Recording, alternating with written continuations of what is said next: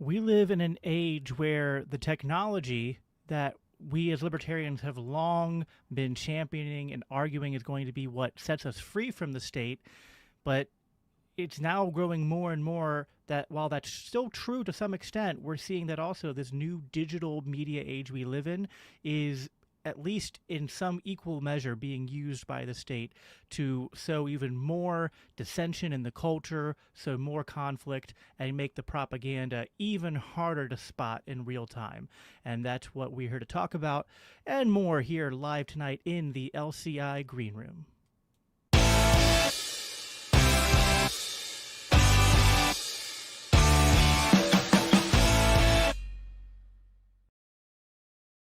Hey everybody, I'm Jacob Winograd. I am the host of the Biblical Anarchy podcast here at the Libertarian Christian Institute, which is part of our Christians for Liberty network. And this is our live show known as the Green Room.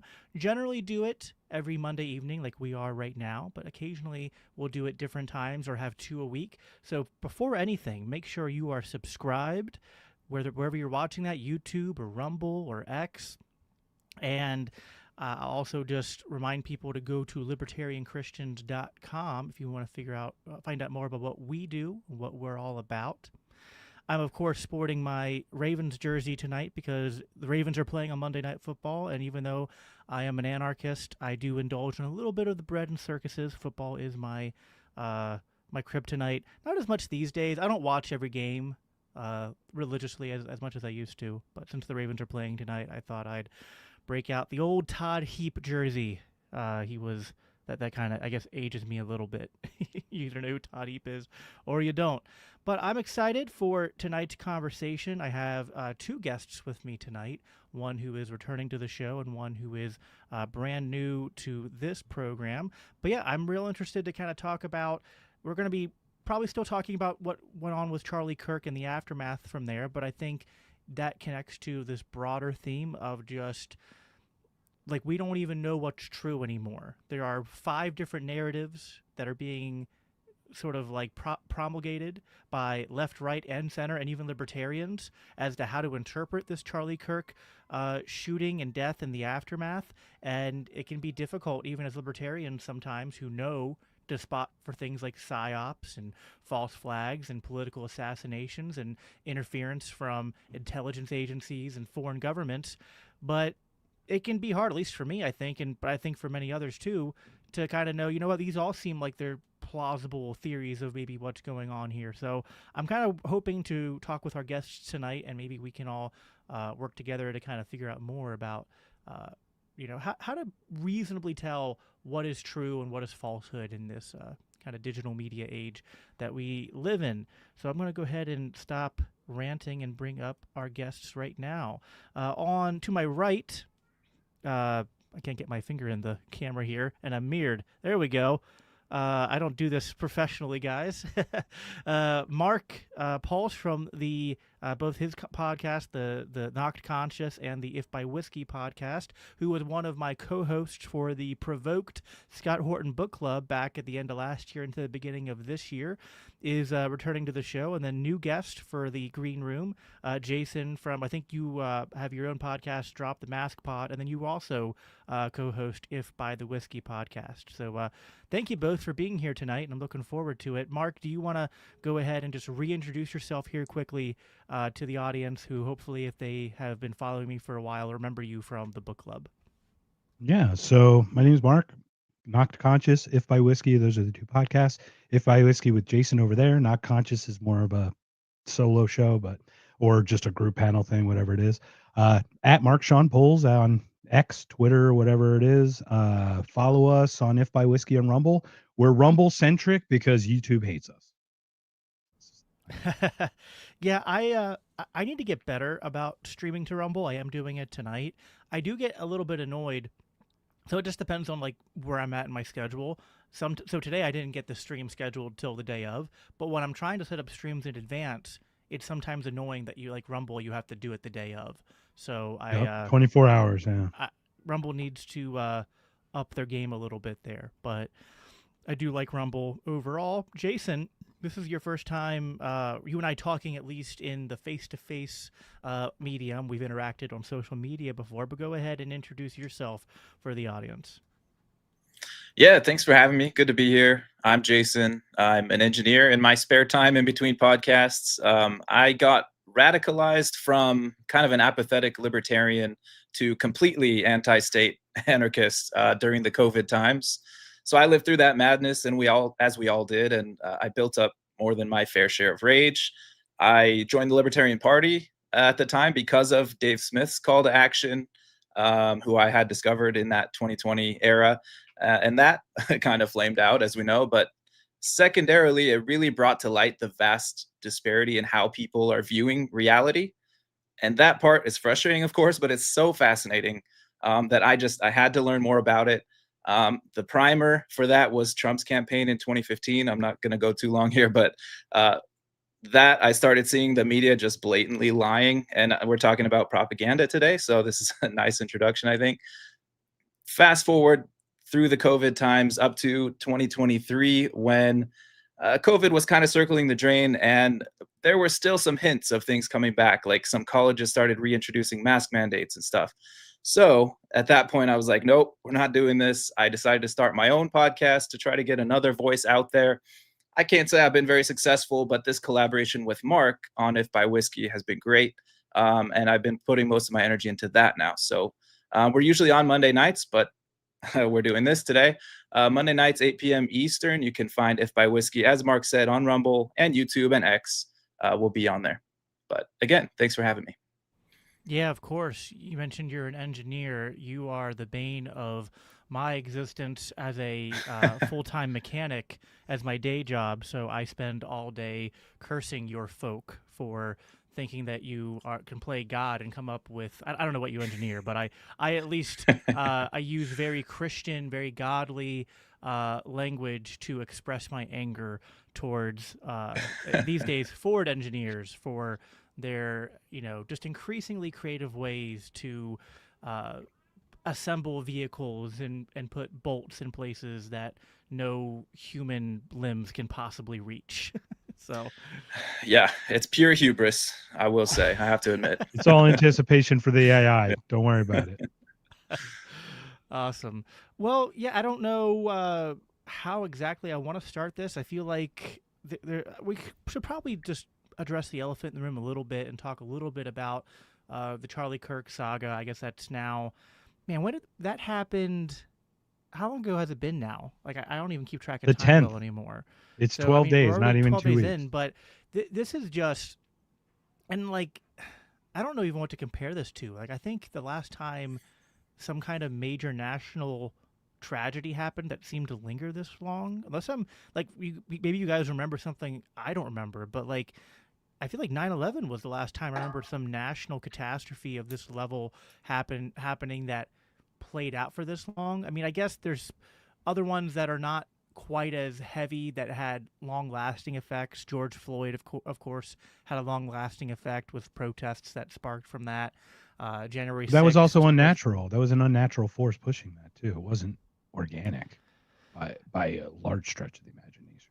Yeah. So This is much more organic.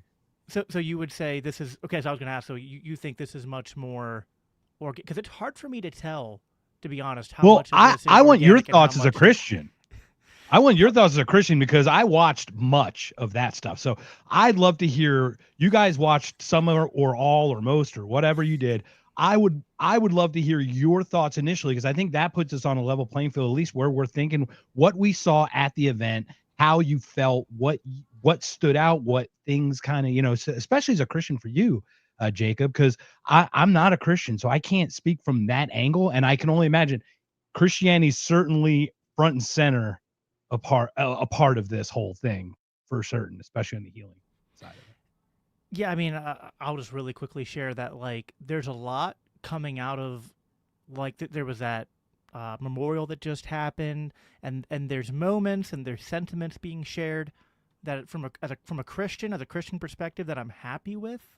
And I was listening to Dave Smith's show the other day, and he said something which I kind of felt was mostly true, that at the beginning there was a chant for this event to kind of pop off in a way where, like, what we saw the left do as a reaction to the George Floyd incident, maybe the right would do their own version of it as a reaction to this. But instead, although there have been calls for retribution and sort of like escalation, for the most part, it seems like the right has been, at least there's been enough major figures on the right calling for like de-escalation and like just paying homage to Charlie and letting his wife take over and just trying to, I don't know, like there's just been kind of good, kind of like, you know, the idea like that, what Erica said the other day at the memorial, the, you know, Jesus said, "Father, forgive them, for they know not what they do." So I'm going to forgive this shooter because he was he was a young man. He was the audience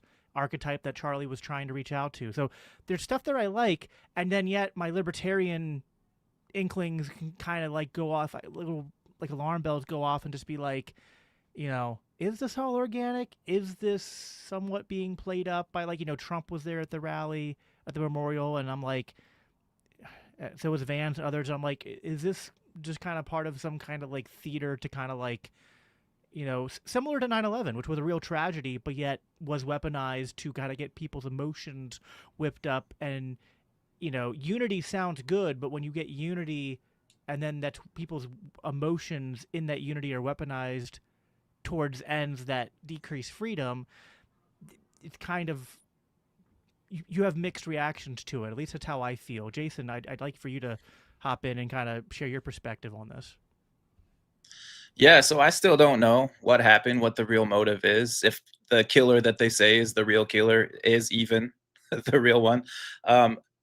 But I would kind of take a step back and kind of look at the Occam's razor. The simplest answer is that they are not letting a crisis go to waste. So obviously it's tragic what happened to Charlie, but they're, you know, people will use that for political gain when they can.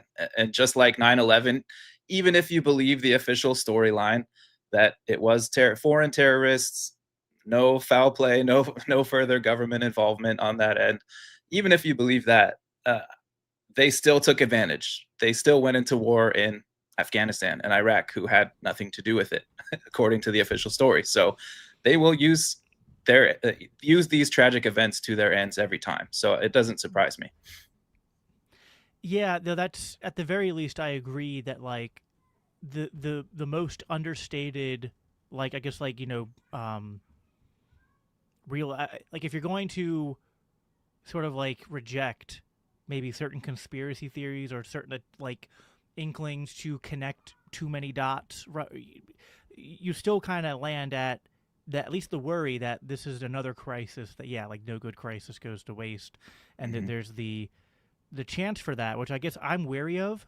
You know, I grew up as an evangelical Christian, and then I saw how 9/11 was weaponized when I learned the truth about American interventionism as a role in the terror wars and in 9/11.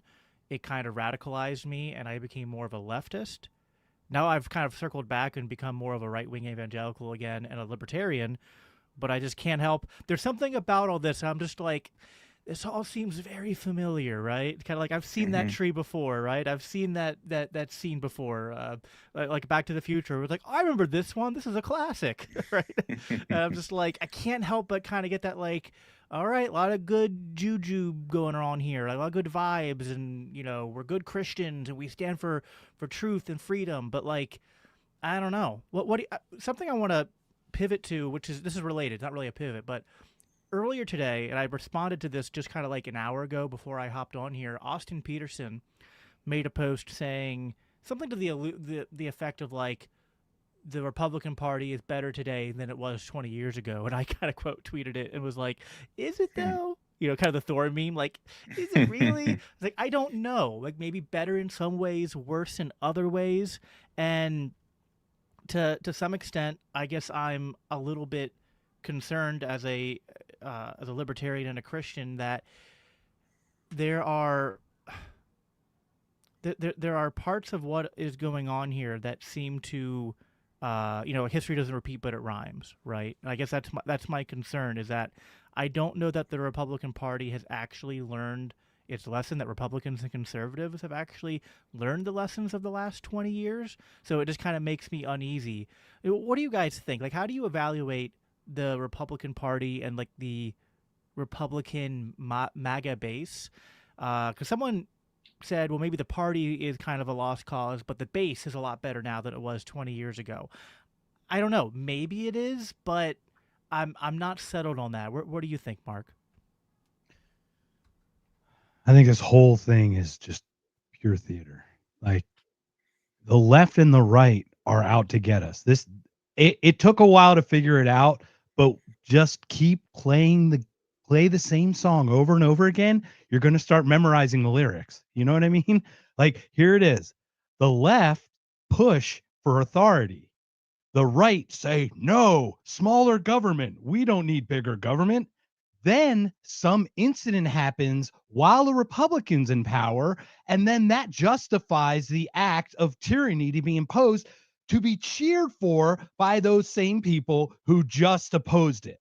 So they've done this over and over and over again, and this is just another one of those. This free speech, the hate speech from Pam Bondi, the COVID queen, or from the state at least, that seemed to have everything right with COVID. All of a sudden, their type of powers under threat, and they don't like it anymore. And that's what it is. It's we talked with Joshua Lysick, who co-authored Unhumans with Jack Posobiec, just a few days after. It was such an honor to have him on the show. He was able to actually be a little more reflective instead of like immediate response. He got to actually share how he felt. And that's what it's all about. You know what I mean? That's how we need to move forward. This back and forth stuff is just, it's all theater. They're going to use it against us. And I'm very concerned. I'm concerned.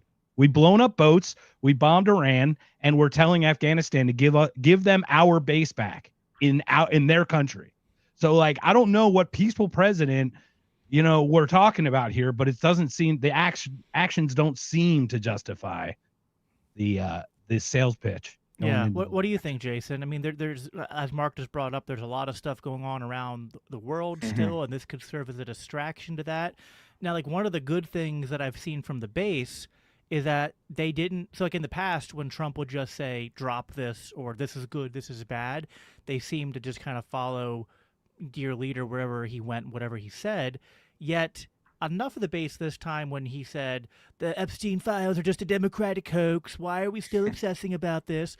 We're like, well, no, like, we elected you because like we wanted transparency with this.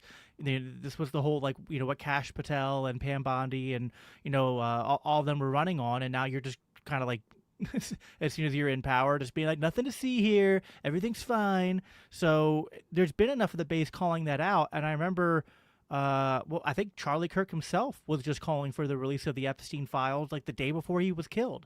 So is this, again, this is one of the things where it's like, maybe the base is better than it was 20 years ago on some issues, but are they just as susceptible to letting, whether it was a manufactured or organic crisis in its nature, are they just as susceptible to kind of losing the plot as they get caught up in these sorts of things?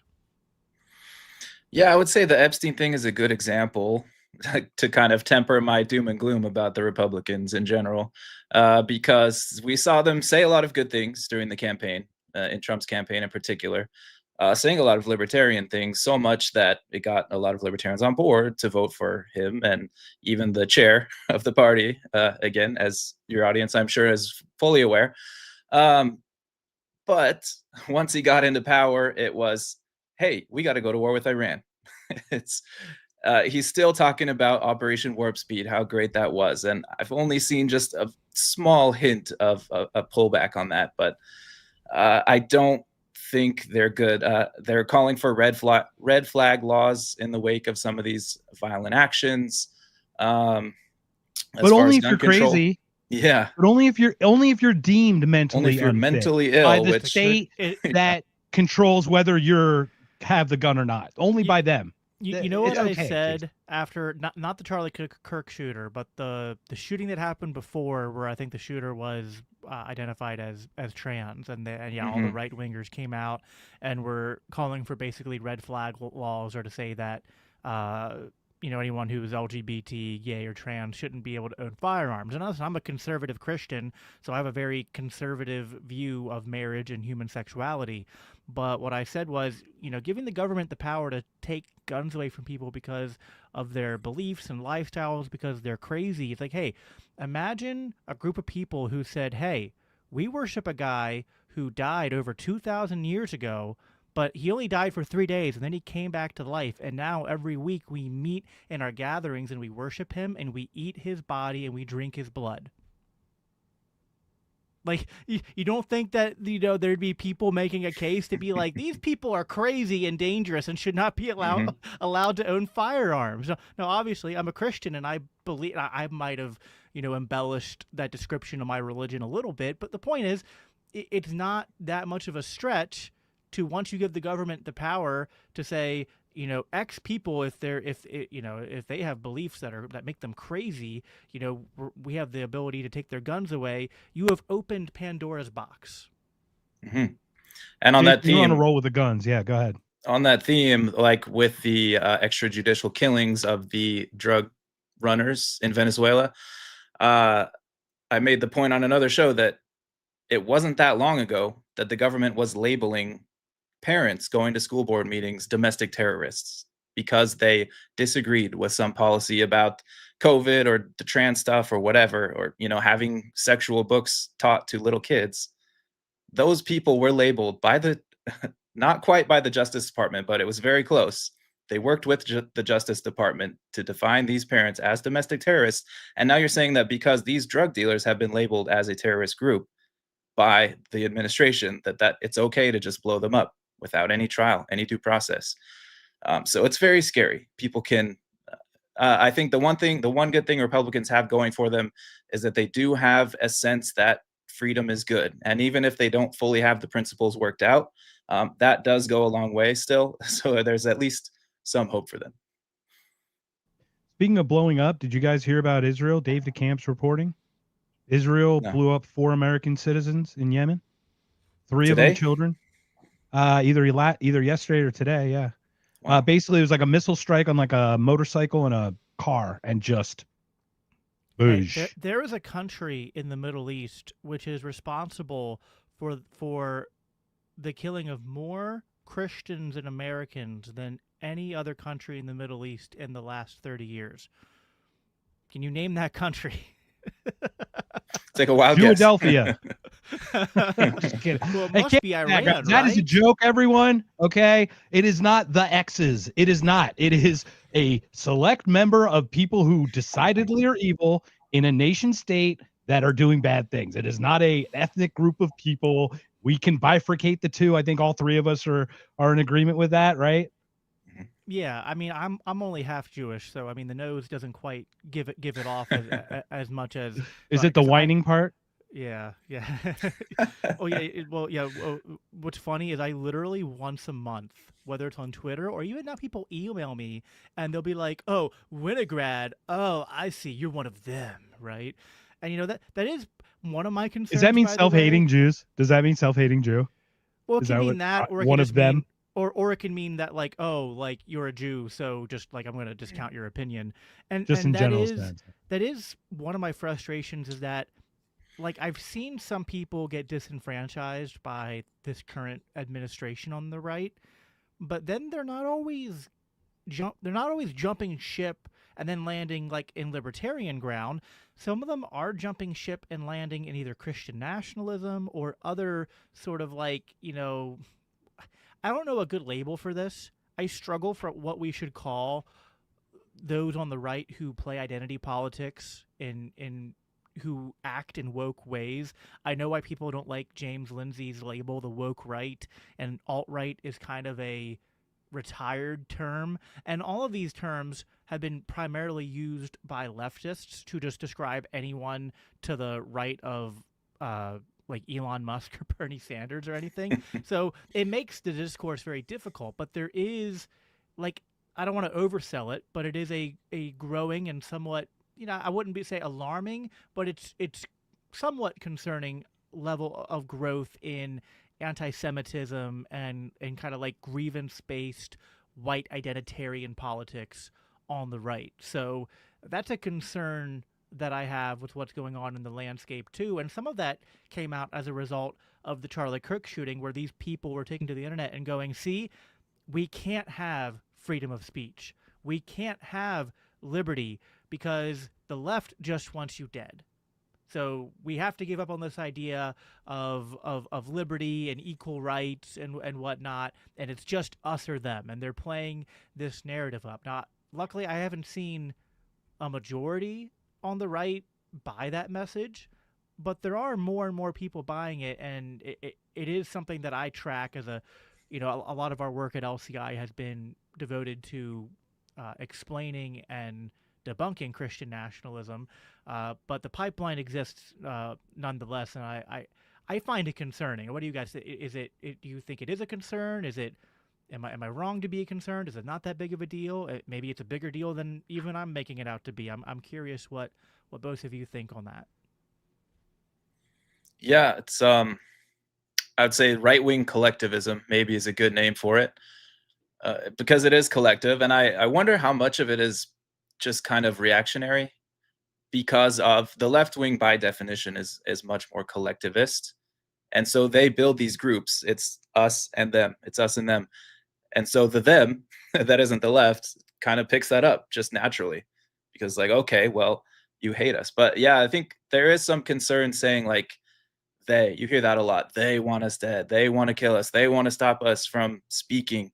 It's like, who's they? One person did this. We have to remember this is an individual, allegedly. I mean, who knows who's behind it all, but maybe it was coordinated, maybe not. We don't know. Most likely, it was one individual who really did not like Charlie Kirk's ideas. That's what it seems like. And yeah, maybe a lot of other people were celebrating. You could go online and see videos of people saying, yes, we got him. Now do Candace Owens or whoever else next. And that's disturbing. But the reaction, of course, is also very disturbing from the right, because it's going to lead to violence, in my opinion. And listen, there are absolutely disturbing people on the left who are celebrating the death and shooting of Charlie Kirk, and like we're doing it like right away.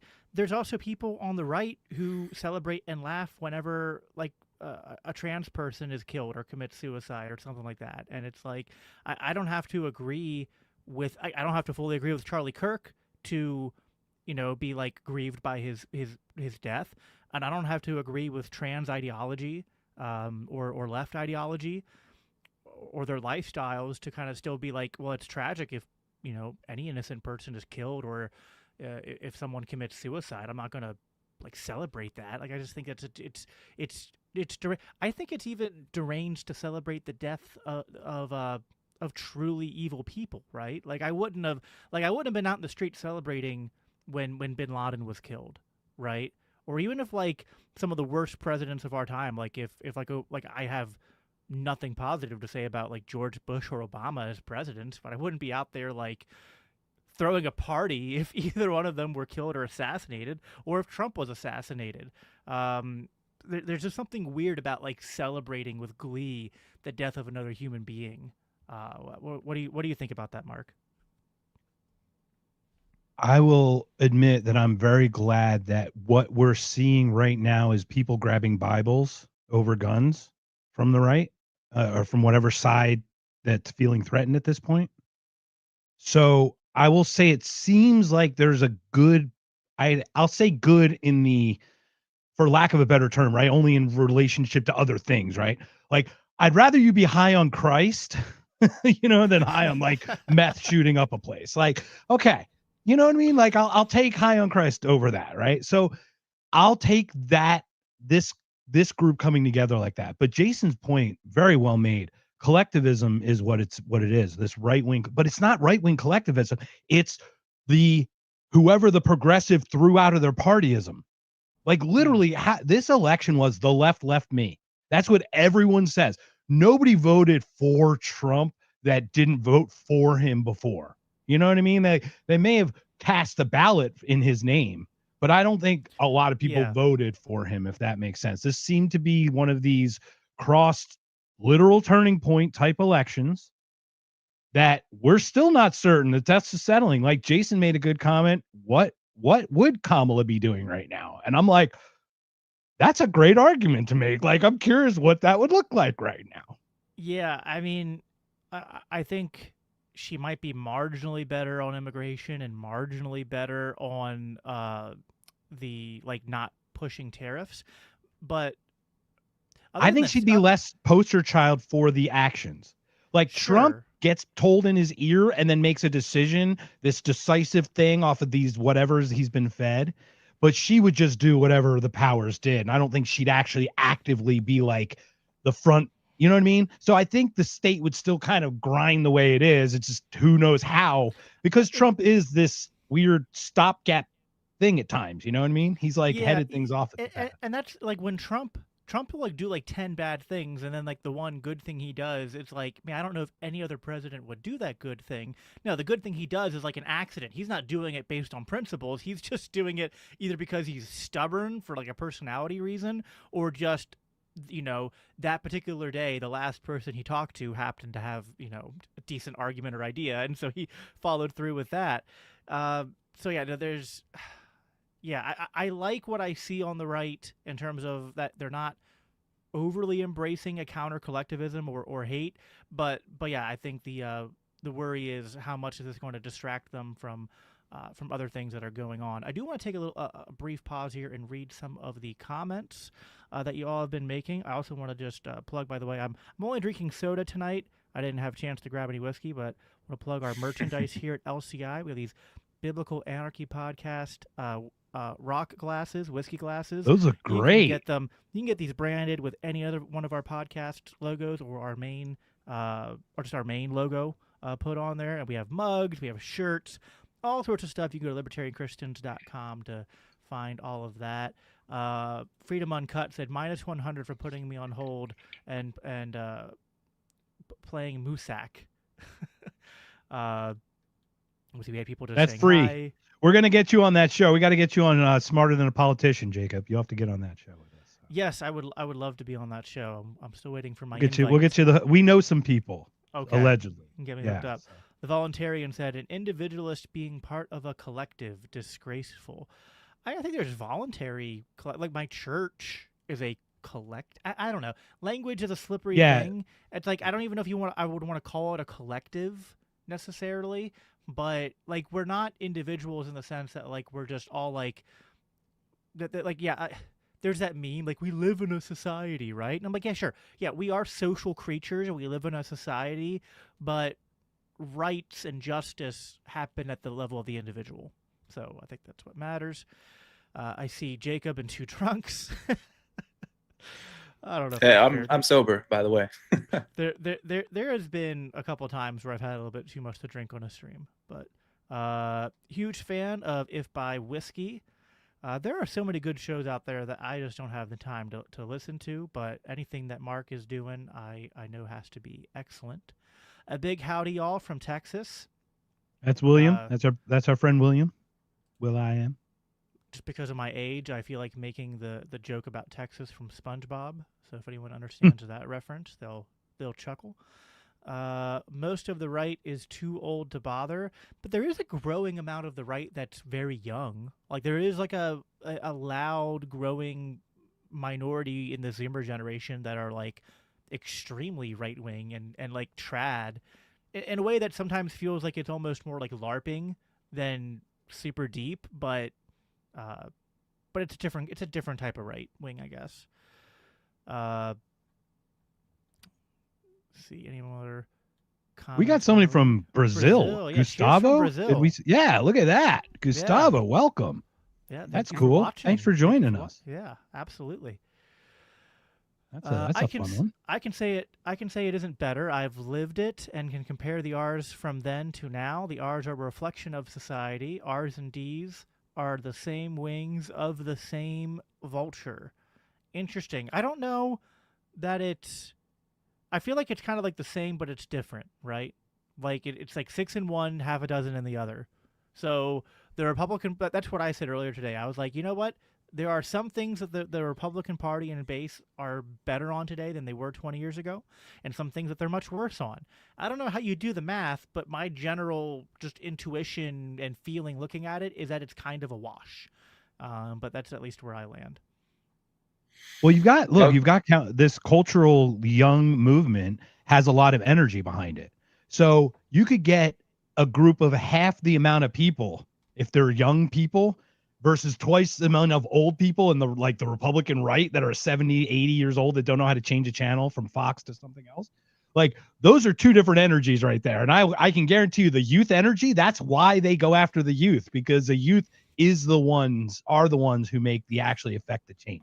So the good news is it is a little more conservative movement at this part. The downside, it seems to be aligned with an authoritative law and order thing that is old school, right wing, which is law and order, not you know what I mean? Like we're all about self responsibility, self regulation, self accountability.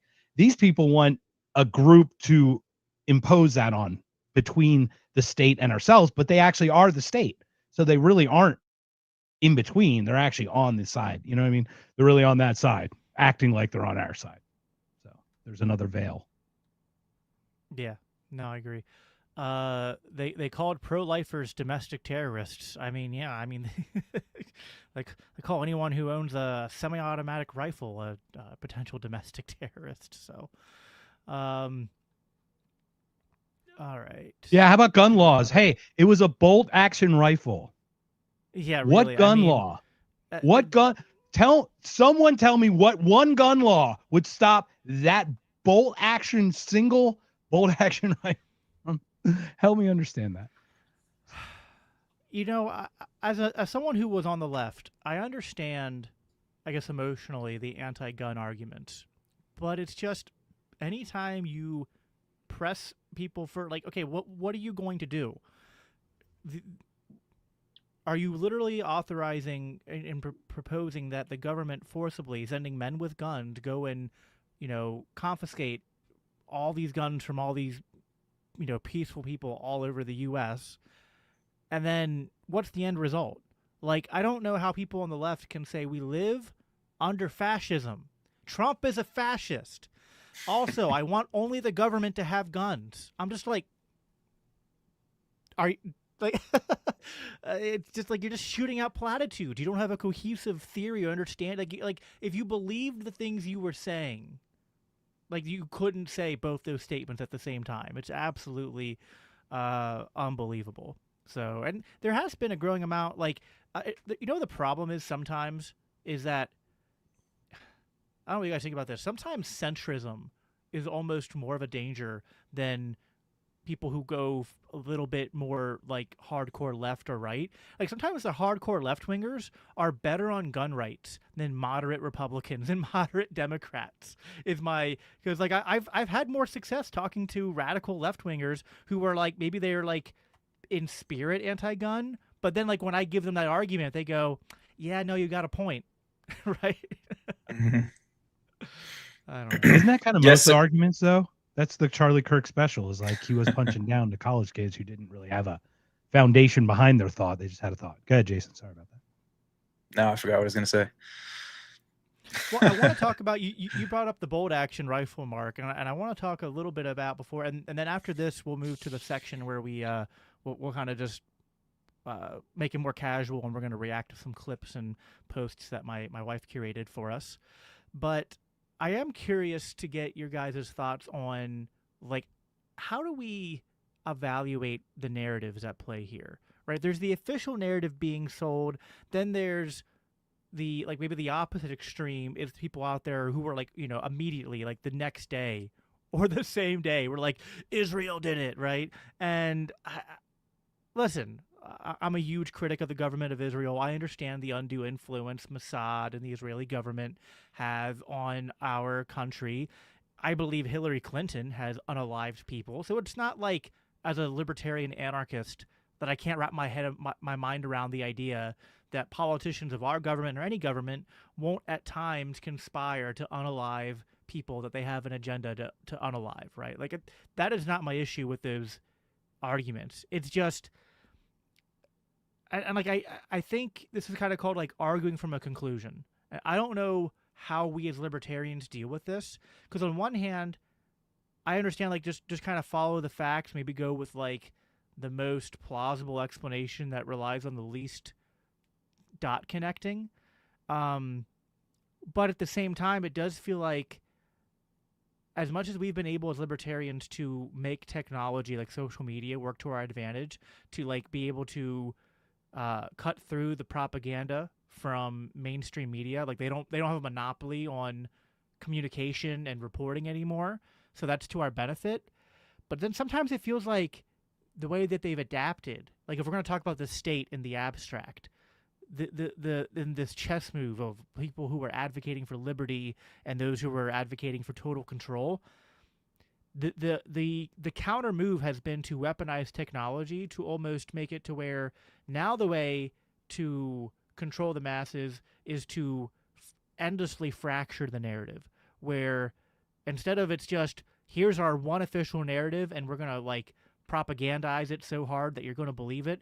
Now it's like, I almost feel like sometimes there are people out there who are like doing false flags in just like the Overton window, right? Just putting out all these narratives that like it just obfuscates the conversation. And instead of choosing between A or B, you're choosing between like A through Z of possibilities of how something happened. I think I've literally seen like 20 different theories for, you know, who the shooter was and how many shooters were there. I've seen the people who have speculated that, well, actually this, I forget his name, the one who they said is the shooter, Taylor Robinson, isn't actually the shooter, and actually the real shooter was this guy who was from behind Kirk, and they, you know, take the different angles of the shooting, and then some people say, you know, no, it wasn't either of them, it was a trained professional because of these reasons, and it was someone that none of the cameras have shown because they turned the cameras off, and it's just like, you know, who has, even like for us, like, do we have the time to research and vet all these theories? And so that's what my worry is that we live in this digital media landscape that simultaneously gives us tools to resist government propaganda, but I worry that to some extent, whether it's inadvertent or intentionally, there is a muddying of the water and weakening of our ability to actually discern truth from fiction, and people who just kind of conveniently want to latch on to theories because they sort of like it fits their confirmation bias. So what do you guys think about that? How are you sussing through these problems and tensions? Yeah, the Israel thing is interesting. I personally don't see it. There's some coincidences, like, yeah, Charlie was maybe changing his mind about his deep support for Israel, maybe softening on it a bit. But is that the case, that you're going to go kill someone because they're softening on the position, when there's so many other people out there who say so much worse about their government and things that are probably true? But yeah, one thing you said I wanted to pick up on is that the way to attack somebody politically isn't killing them anymore so much. You know, it does still happen, but like you say, kind of diffract the message, send it off into 100 different directions, make somebody look like a crazy person. They do much more psychological warfare than violence anymore. It's been since like MLK and JFK, like those were big ones that probably done by the FBI or CIA. And they just, like, you got to realize, like, what happened when Charlie died. Everyone came and rallied around him. They had this huge thing down the street from us in Glendale, a huge memorial for him, where people are lining up to say, I support Charlie. I love everything he said. And so you've rallied this group together. You've made it worse. If your goal was politically to try to stop his message, you've just made it stronger. So I wanted to get that point. And I think that is a reason to say that governments don't really do that so much anymore. Yeah, I think they've increased the noise, obviously, the noise to signal ratio, right? So the whole point is I think the CIA guys, like, it's not our job to make them to believe what we tell them anymore. It's our job to make them not believe anything they're being told or something. So, like, literally by having every story that no one believes, what better way to keep everyone separated? By not having two stories where you can choose one or the other, or one or a zero. You have 52 of them. I'll choose, the 36th one. You choose the 45th one. We're good to go. But like that's a big part of it, is the signal to release. The second part is there are questions. Like, let's assume this person shot him. Now, my understanding, it was a Mauser, correct? Please, in the chat, if I'm wrong, I believe the Mauser shoots an 8mm round. It's called the 8mm Mauser round. It's like 7.9 something millimeter by 50 something. Okay. Just from my understanding, just a couple things. The texts don't have timestamps on them. There's no way to coordinate. Like, just look at what they're sharing with us. They don't have timestamps. There's no way to coordinate real time what he's texting with what's happening in real time. How do we know any of that? I changed my outfit. No male. I don't care if you're transitioning, born or not. You don't change your outfit. You don't. You change, but you don't change your outfit. The vehicle and the squad car stuff, I actually buy because he did come from law enforcement. So like that feels a little less suspicious to me. But going back to the bullet, there's no exit wound. The story is it went in the front, hit Charlie's vertebra, and went down into his body. From my understanding, an 8mm Mauser round goes through things. That's just my understanding. Now, they said something about him having like a Superman neck because the way the trajectory. My thought is I do think it was a different round at a different, maybe subsonic or something, where it didn't have an exit wound. But those are suspicions. Now, that's all we know, right? Outside of that, we can just ask questions. I don't think it's the X's or the Y's or whatever, but it's really weird that Benjamin Netanyahu 3 times says, we didn't do the thing that you haven't accused us of doing yet. I found that really interesting. I don't think you need to offer. Well, a lot of people did accuse Charlie them Kirk right away. Right, yeah, right. You're right. It was like, I didn't think it was you, but you were. What's that expression? Doth thou protest too much? Depressed, yes. Yeah, it's a little suspicious. I admit. Yeah. So I mean, I don't know if this is accurate, but the first thing I found was from NBC News, and they said, yeah, it was a Mauser 9.8, which shoots a point, I guess 30-06 caliber. Hunters know what a 308 30-06 or whatever those kind of rounds do. 8mm. Yeah. So, yeah. And it is once weird. again, we still don't know the whole thing, but it's odd. It's just odd. Right. I think it's like I think it's almost similar to how I come down on the 9/11 stuff, because like there's like the 9/11 truthers, and I kind of go, you know what? Do I buy the official narrative? I don't know. There are a lot of inconsistencies. On the other hand, I don't know that I buy the conspiracy theories that people come up with either. But I think what we have to do as libertarians is almost, because I think you guys nailed it, that like it's this noise to signal ratio, that like all we have to do is make it so that people don't have a choice between a true and a false story. They have a million choices, and it muddies the waters. Because I think what this does is it's the same effect that happens with people who like stop caring about all the suffering in the world because it's like it's just too much, right? I can't deal with it. Psychologists have shown that like if you show people a video or a picture, you tell them a story about like one, African girl in a village who's like starving, who's sick, they'll have like maximum empathy for that, right? And you can get that person to, they're much more likely to give money or spend time advocating. But then it's like if you say, well, actually, it's not just her; it's her and her brother, right? And then then it's a family, it's the whole village. The more you scale out, the more people you add to it. Just human psychology, the empathy goes down, not up. It gets diffused. That's a Sam Yes. Harris thing. Sam Harris talks about Yes. that, and Yes. Stalin talked about, was it a one person is a tragedy, a million's a statistic, right? That's literally Exactly. where that So came. I think that's what people do with the news and with narratives and different political ideologies, to the point where normal people, like I was having this conversation with someone from my church the other day, and he went like, Jacob, a lot of the stuff you say makes sense, but also when I start to look into this stuff, it just gets so muddy. I don't know how to like, he's like, I trust you, but like I don't have the time that you put into this to like vet all this and to kind of feel confident that like I could believe this and articulate it. And I think that's almost the psyop that is lying everything else we're talking about here, is to kind of, it's like information warfare. And I feel like the best thing we can do is this, right? To kind of tell people that is what's going on. And we have to, I think, sometimes be comfortable as libertarians, and this is maybe tough as those of us who are podcasters. Sometimes we have to just be content to kind of like wait, to be like, you know what, we need more information. We're not always going to be like, we can sometimes call out obvious falsehoods in the moment, but to know the full truth or the most plausible version of the truth is like, you know what, we're probably going to like not be able to fully evaluate that until a few years from now, right? Or at least a few months or something. But what we need to do is to at least know the patterns of like, hey, whether this was a intentional psyop or it's just no good crisis goes to waste, recognize the directions that the media and politicians are pushing you in, and you know, you can kind of pick up on what's being done, right?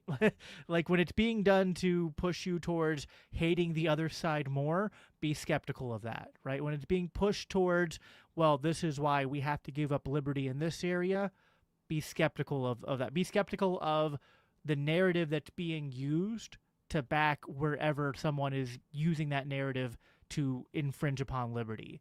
That, I think, is a pretty good rule of thumb to at least, like, you know, might not give you the full truth, but you'll at least be less susceptible to falling for falsehoods. The best way I love to do is like, okay, you're a Republican. You hate the Democrats. Okay, so you're going to implement this rule because a Democrat did something that you don't like. Okay, take a step back. In 4 years, when the Democrat has the power, what do you think they're going to do to you? And that inability to see just that concept for people, if you can't get that far with people, it's almost, you almost have to kind of just be like, yeah, you just believe what you believe. I don't really know how to help you. Yeah, they just default to like, oh, well, that would never happen. Like your scenario that obviously does happen and has happened. Nah, that would never happen. The overreach. There's never Yeah. overreach. No. Well, they wouldn't do that because they care about us. Right. I don't know how anyone can still believe certain things about the government after COVID, after the Epstein file. It's just like, how can people still be like, yep, I want these people running my lives. I want these people educating my children. I want these people to be the ones that provide me safety and security. I guess it's, I always go back to the Matrix movie and what was his name? Was it Cypher, the one who wanted to get plugged back in? There's always that temptation in all of us, right? That like some people are just like, I'd rather have the what feels like the safe slavery than the dangerous freedom. I've shared this before. I don't know if I've shared it with you, Mark, in our conversations. So I remember when I became an anarchist, because I became an anarchist in like one day over one conversation, and it did feel like a bit of a unplugging from the Matrix moment for me, where I just kind of was like, oh my gosh, like I live in a world run by psychopaths. Right? Like the illusion that like government keeps us safe and keeps the world going and all that, like once that kind of like evaporates, you just kind of wake up to the realization that like the world is a very scary, dangerous place and you are not free. You are a slave. You know, now you get used to it and it becomes easier over time, but I think some people, if they even start to feel that way a little bit, they just retreat. And and I must admit, from my parents' generation, okay, my mom is north of 80. She escaped East Germany in 1953, so she served under Hitler, born under Hitler, lived under Stalin, crazy times. She goes, you don't know what slavery is, blah blah blah, and I'm like, I get it, I totally agree. It's not physical ditch digging. You got it wrong. They own you here. They own you here. And when they own you here, they can do anything they want to you. That's the difference. It's not like I'm fighting against like, oh, I don't want to be in chains and actually breaking rocks and picking cotton, for God's sake. Like, that's not what slavery is, man. Slavery is a pressure that is sitting on top of you that makes you, at least makes many of us feel like we can't accomplish greater or be better than we are. It's this constant pressure, whether it's with debt or with some other owing of someone to someone else, you know? Yeah. And I think that pressure is part of why this event with Charlie Kirk and all the divisiveness recently has felt so amplified. is because of that pressure that the government has been building and building and building on top of all of us through these, even if we say that they're innocent, they really do want to help people. They care about our interests. Well, we're all 300 million people with different interests. How can you possibly take into account all of those interests? And when we all are forced under one system, as the federal government takes more and more power, you guys know this, I'm preaching to the choir here, but that gets just so complex and complicated, you could never possibly do it. And now we're forced into this system together and nobody likes it. And so we're all just at each other's throats thinking, no, it's your fault. No, it's your fault because you want this. But it's really the people above us watching us all fight each other, and happy that we are, because we're not looking up at them. And there is a rising, like, I'm not saying it's the majority, but there is a rising waking up to that from left and right. So as someone who was on the left, and I used to get my leftist propaganda or news from like the Young Turks. And then when Dave Smith went on the Young Turks, had a conversation with Cenk, that was like such like a weird like worlds colliding moment, because like I've met Dave in real life and had him on my show, and I watched Cenk for a while, so now they're talking, but they got it so right. Like they were like, Cenk at one point said, like, isn't it so funny how like it's all exactly what you just said, Jason, how it's this whole like look left, look right, look left. You're like, no, look up. That is where the source of your problems are coming from. Not to the left, not to the right, but up. I don't mean up as in God, but up as in the hierarchy of the class system that we live in. Those at the top are in bed with those who are in power, and I love. They're a little old, but there's two videos which I love: the Larkin Rose, the Jones Plantation video, and then the old Stefan Molyneux video, the story of your enslavement. I think those are two great pieces of libertarian propaganda that kind of help the kind of unpack the thing we're talking about here. But to piggyback on that, subscribe to Larkin Rose. He puts out a video every other day or so. Just listen. You don't have to agree. Just listen. You will find yourself nodding along before you know it and going, wow, that really is crazy. And it is funny, to your point, that when you break from the system, it wasn't day one for me, but it was within a few months. It went from neocon, hey, Saddam, this scud's for you, to what the heck are we doing in any of these places? You know what I mean? So like, I know exactly what you mean. How quickly, once you break from it, the dissonance, you have to go through that dissonance, though. You have to go through that uncomfortable break. Yep. But once you break, it doesn't mean you have to be defiant, guys. You just have to be aware that these forces are out there trying to manipulate you, and we should do our best to thwart them at any turn. Yeah, I wish that there was this book of God's word that said something to the effect of, we don't struggle against flesh and blood, but against the forces of darkness in heavenly places, and against rulers and principalities. That would have been that would be really great if there was a religion that had some good literature. I think. Yeah. Jason, can I ask you about that? Turn the tables a little bit here. Yeah, sure. I'm curious your thoughts on that idea that should we even bother struggling and trying to influence people in this area, rather than just kind of leave it to God, let God handle it. We're going to have justice in the next life. What do you think about that? That's a very great question. I think that there is as a Christian, I think Christians are called to speak against injustice. I think we're called to speak truth into power. In Ephesians it says to expose the unfruitful works of darkness. Now, is it on us as Christians to then defeat those dark forces? I think you kind of have to take this on a case-by-case basis. I can make very strong arguments for that if you lived in Nazi Germany as a Christian, as many Christians did. Like, maybe you do organize to try to take out Adolf Germany Hitler was Lutheran. They were pretty Christian. They used mit Gott. Like, trust me, unter Gott. I know it from my family heritage. It's scary. Yeah. Now on the other hand, like, there are good Christian libertarian arguments to even question if the American Revolution was the right move or not. Like, was a war inevitable there? I think we have to wrestle with these things as Christians. I think that in general, while I don't know that there's an ironclad rule for Christians as to when we should resist with force and when I think there's always a Christian model of civil disobedience, right? Like when the state oversteps its bounds. Like the earliest apostles went to their deaths not obeying rulers and authorities, right? They didn't just obey to get along, right? But that's tough. People have different callings. It's different if you have a family, right? I think that also something that has to come into play here in this calculation is understanding that like there's an evolution in these things. Like I don't expect that the state will cease to exist in my lifetime and that war will stop. But I want two things. I want my children to be able to look back and when they're learning about these things and they think about if I was a father during 9/11 and I was, saying turn the Middle East to glass, and then my children had to like, as they learned about these things, be like, oh man, my dad advocated for genocide. Like I want my children to be like, okay, my dad, my family, Christians, my religion, like they were on the right side of the history on these issues, to invoke a cliche.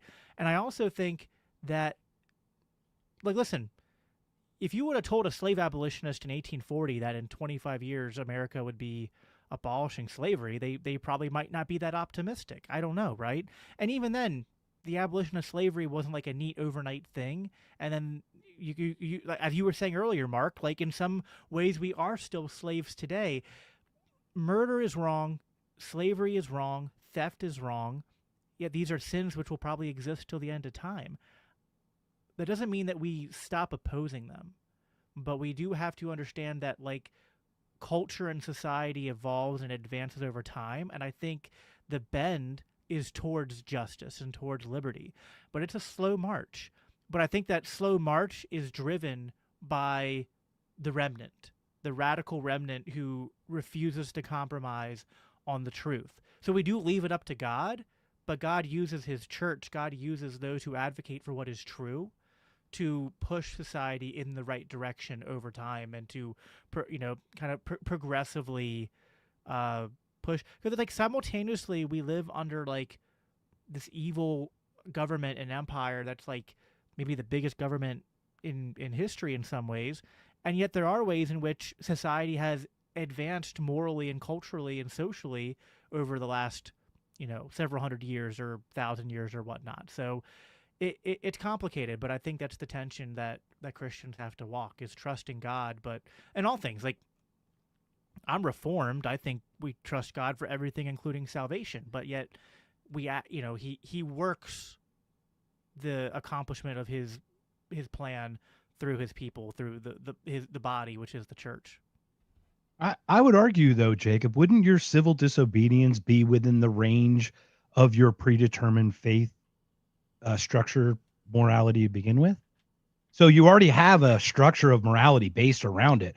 Your civil disobedience would only be outside something that the state is doing that is outside the morality of what you normally would agree with, I would think, as a Christian, correct? Is that kind of how you'd frame it? I don't know. So, for example, like you follow the 10 Commandments, right? So obviously you have that. So that's your framework, for example. Yeah. Now the state comes in and gives you an 11th commandment. Now, as a Christian, that is not within your framework of morality. So therefore, civil disobedience against that type of action or that force is in a way justified, I would argue, from a Christian perspective. As long as it's within the framework of your morality of your overall Christian I think political resistance to unjust authority is always justified. Now, is it always prudent? Depends on the form of political resistance that you were talking about. And listen, like to really push on this, like the Bible says, do not lie. But do you lie to the Nazis knocking on your door when they ask if you're hiding Jews in your basement or your storm cellar or something? Great point. There are some complicated gray areas here where Christians, again, have to wrestle in that tension. I don't think that we're called to have perfect answers to this necessarily. I think it's more, to put it this way, I think that God has grace for those who maybe lack courage to do the ultimate right thing in the moment.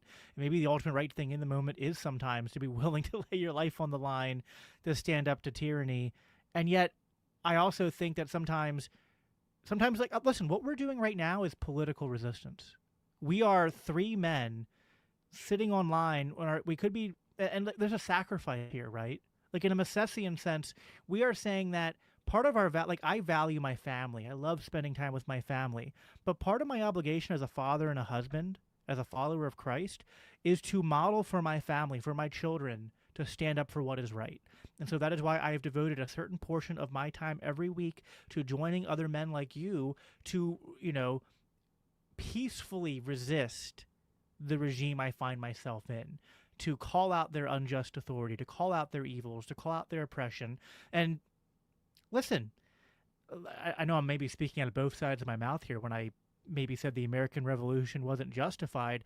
What I meant was the war, but the revolution of ideas was 100% on point. And like Thomas Paine changed the world, changed the course of a nation through writing pamphlets and distributing them, right? Like the common sense, right? So what we're doing now, I think, is like a proxy, like an equivalent to that. We are trying to push the Overton window to change hearts and minds, to advocate for what is true, to affect cultural change. And some of that bears fruit in our lifetime, and some of that won't bear fruit until long after we're dead. But I think it's worthwhile. Yeah, I think the voluntarist philosophy really aligns well with Christianity too, because you're doing the same things. You need to build something for yourself. You need to start a family. You need to raise kids that are good, and you need to do good things for society. All that stuff is aligned in both Christianity and voluntarism. And I think those are also the best things we can do individually to counter the behemoth state that exists. Just take it out of their hands. Don't let them rule you. Don't submit to these institutions that will kill, they will lie, they will steal at mass scale. And you could easily tie that to the 10 Commandments, right? Well, and they'll demand our allegiance. And the Bible is clear in 1 Samuel 8, when the Israelites ask for a king, God tells them, you are rejecting me as your king. And this king is going to take the best of your fields, the best of your vineyards, the best of your cattle and your horses, and he's going to take your sons to fight his wars and your daughters to work in his mansions, his house, his estate. And he ends by saying, and you will be his slaves. So that's why what we say at LCI, at the Libertarian Christian Institute, is Christ is king, Caesar is not, right? Or to say it another way, there is no king but Christ. How dare you? Christ is king. What are you, some kind of psychopath? What are you, a psychopath narcissist? Trying to be a Jordan Peterson? You're some kind of psychopath. Dude, talking about Christ being king and all, Don't even bring Jordan Peterson up. I have his books behind me, and there's things about Jordan Peterson that I love. I love Jordan Peterson from 2015 to 2020, and after that, I mean, every once in a while you see glimpses of the old Jordan Peterson, but yeah. Anyway, he has nuggets, and the thing is, he's got credibility, so his guests are brilliant. You know what I mean? So he's got that ability. Speaking of which, I just want to say, Katie Miller on episode 6 of her podcast, just because she's married to that Stephen Miller. First of all, that guy got picked on a lot as a kid. Guarantee that dude got bullied a lot as a kid. That bald freaking dude who's talking a bunch of crap. Bring it, Stephen. But your wife, Katie, you're 6 episodes in. You've had Pam Bondi, JD Vance, Mike Tyson on your freaking podcast. We're sitting here grinding away for years, and we're just happy to talk with each other. So who cares? They can go pound sand. Go, Katie Miller. You go talk to Mike Tyson. I don't care. I do care. I'm actually hurt. I'm very envious. Envy is one of those deadly sins, Mark. It's envy, right? But we talked about how envy. What is that? What has envy done, Jason, for us? It's only made us work harder so we can get there. I don't want 1% at the top with communism, because I won't be that 1%. At least in this system, it's weighted, it's tilted, it's scaled, it's whatever. There's fingers on the scales, but I have the chance to be the thing better than being the rest. You know what I mean? Like, I have the opportunity. That's it, and it's on me, in my opinion. Speaking of communism, we're going to switch now to our segment where we react to the reels that my wife has sent me on Instagram. This is to all you husbands who don't watch the reels that your wife sends you. I do it. I'm a good husband, but, I also kind of double dip. I'm using it for content. So So let's go ahead and play. And then if you guys can just let me know that you hear this in the chat, so I know StreamYard is doing its job right. Oh, I have to actually unmute. And right now, you can save £50 per person. That's £200 off for a family of 4. So, what do you guys think? Will you eat the bugs and be happy? Maggot vending machines. That's what's on the menu tonight. He's got too much space around him. I need to be like more in a confined pod to be eating those bugs. Yeah, If you you're do need shove- the Cypher headset thinking that you're eating the steak and you want to remember nothing, right? It needs to at least have the environment around it. The suit. Well, I found nobody standing around him. Did he have maggot breath too after that? I mean, is that why no one was around him? I don't know. You're muted. I guess some point we'll eat. Right? We're gonna eat protein. Some people eat it. I don't think it would be in a free like in our country, but I guess it will be. I don't know. Jacob, you're muted, buddy. Oh, sorry. Yeah, I will not eat the bugs, even if I was in a pod or in a boxcar. You eat any snack chips? Look at Not Cheetos. in the car, and look at like the third or not in the fourth. rain, not on a train, not on a boat, not with a goat. No, I really don't eat a lot of chips. The only thing I eat that's close to chips, like today I just bought a bag of. They make it's like pork rinds, but they make it's a crispy chicken skins. Ooh, that's Yeah. good. It's really Good stuff. actually. Oh, Ooh, there's a good point. comment Shrimp in is there. Bugs. Yeah, Shrimp is bugs. You Shrimp saw that. That's are true. bugs, so Okay, everyone's you know already eating what? bugs. You know what? That is a Crustaceans. They are. technicality that I've known that connection between like cockroaches and shrimp and stuff for a while. It hasn't bothered me, but it's like seeping into my head where I'm just like even I mean, looking at shrimp now. It's am I starting to eating- get to me. Am I eating dinosaurs when I eat chickens? Yes. But Okay. dinosaurs might be tasty. They're not bugs. All right. They're real let's- meat. We'll move on to the next one here. 如果这次场前没被老婆发现，我会买一包好烟，然后拍个照片发到我的朋友圈。如果这次场前没被老婆发现。 All right. I don't even know what that was. What is happening? That is that an egg? I guess that was that felt like it was some kind of weird like subliminal messaging that's going on there or something to like make me want to eat apples or eggs. Nope. We're gonna ruin every food by the time this is over. Some of this is just my wife's message to us was, "I'm sorry and you're welcome for everything she's given us tonight." So some of this is going to be like we're going to have like commentary to give, and some of it is just meant to like, What the hell? yeah, just to react like that. So And by the way, you got to look at the comment from Terry. Terry talking about she just lost her appetite for shrimp. Thanks, guys. So, Terry, I'm with you. Shrimp are delicious. Lobster's delicious. You and I will have a shrimp and lobster dinner sometime. We'll do it. We'll be good. yeah, didn't they used to like feed lobster to slaves or something because they thought it was poor people's food? I've heard that. Yeah. Yeah. Now it's a delicacy. All right. Stop. It's only This is because of what the they butter. took from us. This is a post that she shared with. So stop excusing absent parents and grandparents. It's not normal to only show up once in a while. It's not normal to never call or check in on your child or grandchild. How someone shows up for their kids reflects how they truly feel about them. If they never come around, it's because they don't care enough to. And please stop with the "they're just going through something" excuse. We all go through things. I've been sad, sick, broken, and overwhelmed, but I have never turned my back on my kids. Love shows up every day, no matter what. This applies to anybody. Thoughts? Seems right. I'm about to become a father myself. So Oh, congratulations. yeah, I can't even imagine. She's not even here yet, and I can't imagine not seeing her every day or talking to her every day. Yeah, I mean, personally, I will say I could nuance this a bit.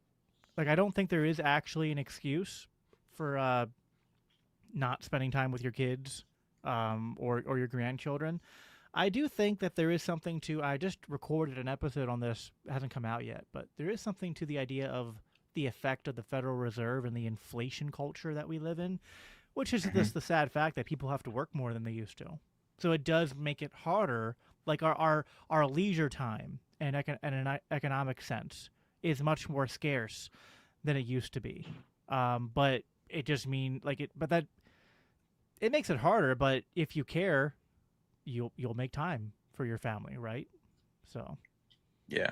I did want to mention that earlier. We were talking about it, and under Nixon is really where it started, and basically it was like, hey, if you want to get ahead, both the husband and the wife could work, and then you get double incomes.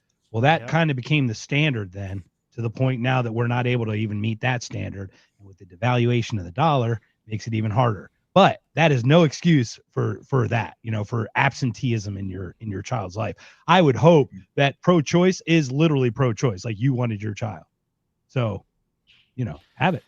Yeah. Well, go ahead, Jason. My wife grew up with an absent father, so basically not there at all, and it definitely comes out in a lot of ways, and I love her to death. But it's definitely hurt her. You see it show up in the way she reacts to certain things or certain needs that she has that you might not expect a fully grown person to have.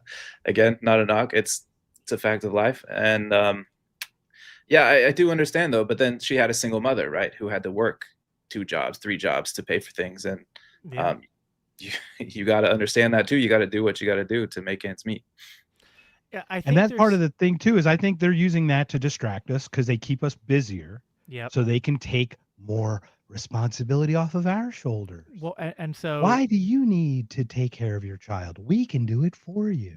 Exactly. And that's why I think, going back to political resistance, having children and us as men, I don't mean this to sound sexist or patriarchal or anything, but I just think generally, it's on us as men, as fathers, to work as hard as we can to provide for our families, so our wives, if they want to, and I would hope that most do want to if they had the option to stay home with their children, to pull your kids out of public schools and homeschool them.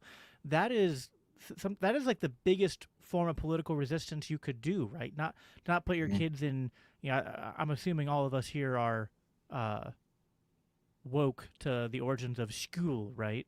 Yeah, I was just going to say, not indoctrinate them to Prussian school. Yes. Schule. All right. Let me click out of this, and we'll go to the next one. Then again, we might get whiplash because some of these are going to be deep, and some of these are going to be just funny and shit posts. I'm still trying to figure out the apple egg. Yeah, I don't know what that was. That was a fever dream. that was seriously. That was like Mind of John Malkovich or something. I have never used any hallucinogens, but that felt like I was going through what I would describe as a hallucinogenic psychedelic experience watching that video. All right.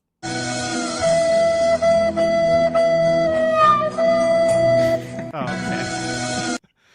Anyone who has wives probably can appreciate this.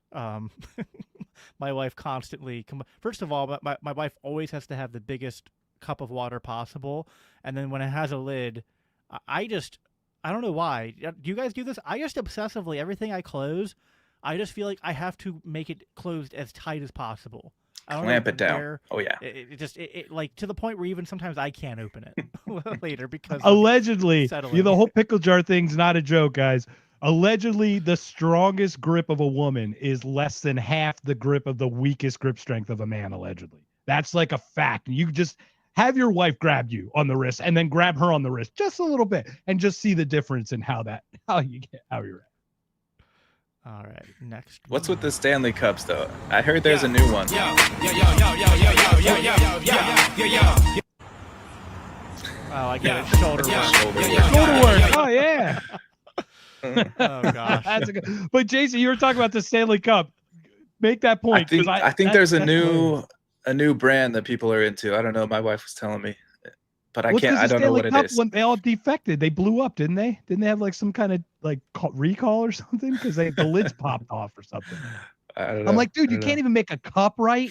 You can't make a cup right in 2025. They built pyramids like 20,000 years ago, and you can't make a cup.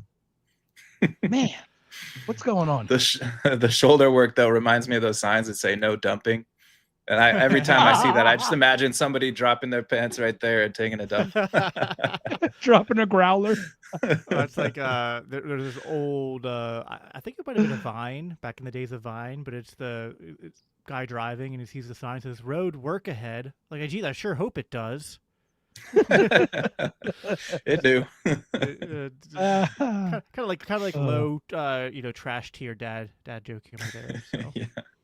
I watched one. There was one TV show that it was like a beer. It was like about a beer company or a brewery like / bar, and they had to take a growler to leave a growler, and like people were like taking dumps like behind the thing. He's like, "You told me to take a growler, so I'm taking a growler. But wait, you told me to leave a growler, so I'm leaving a growler." Oh gosh, it's just ridiculous. I'm just an ordinary girl. Sometimes I'm lazy. I get bored. I get scared. I'm feeling. Behind, I should start reading these for the people who might listen to the audio later. This one is behind every I'm sorry for panicking earlier. I didn't know everything was going to be fine. Is a husband who knew everything was going to be fine. I think that's partly, women are biologically wired. This is my wife's words, not me. She says that women are biologically wired to be anxious and looking out for threats, but that a good husband will put her at ease. So it's kind of like anytime she's anxious, I'm not being a I'm not being a good husband. And to follow up on that, look at what they did with a generation. I'll call out the millennials and the whatever that generation is. They made those boys anxious. They made the boys anxious, and they can't handle a single thing that faces them because it's the reaction of the feminine. You know what I mean? It's not good or bad. It's just you need both for the balance. You need both to get through that. I think it's a really interesting thing. I think the worst thing I don't know if it's the worst thing. One of the worst things that schools have done, public schools, is feminize little boys. And there's a reason why they'll show that girls do better in school is because a lot of it is geared towards a more, feminine approach. Again, a lot of this is generalizing to some extent. Like, I'm not trying to. It is, but male and female do have demeanors. There are general things. Yeah. That's why stereotypes exist. This isn't to label them. This is to acknowledge that these things exist so we can work with them, right? Yeah, I agree. Anything on that, Jason? Nope, just very relatable. Yeah. All right. Do the next one.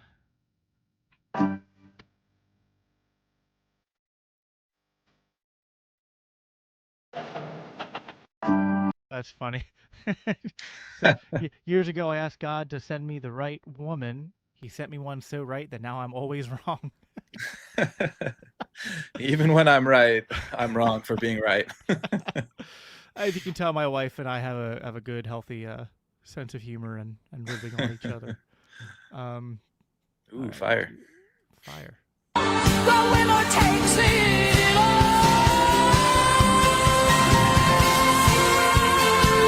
So there's a post. There's text that goes with this. Nepal's presidential palace was burned to the ground as protests over corruption on social media.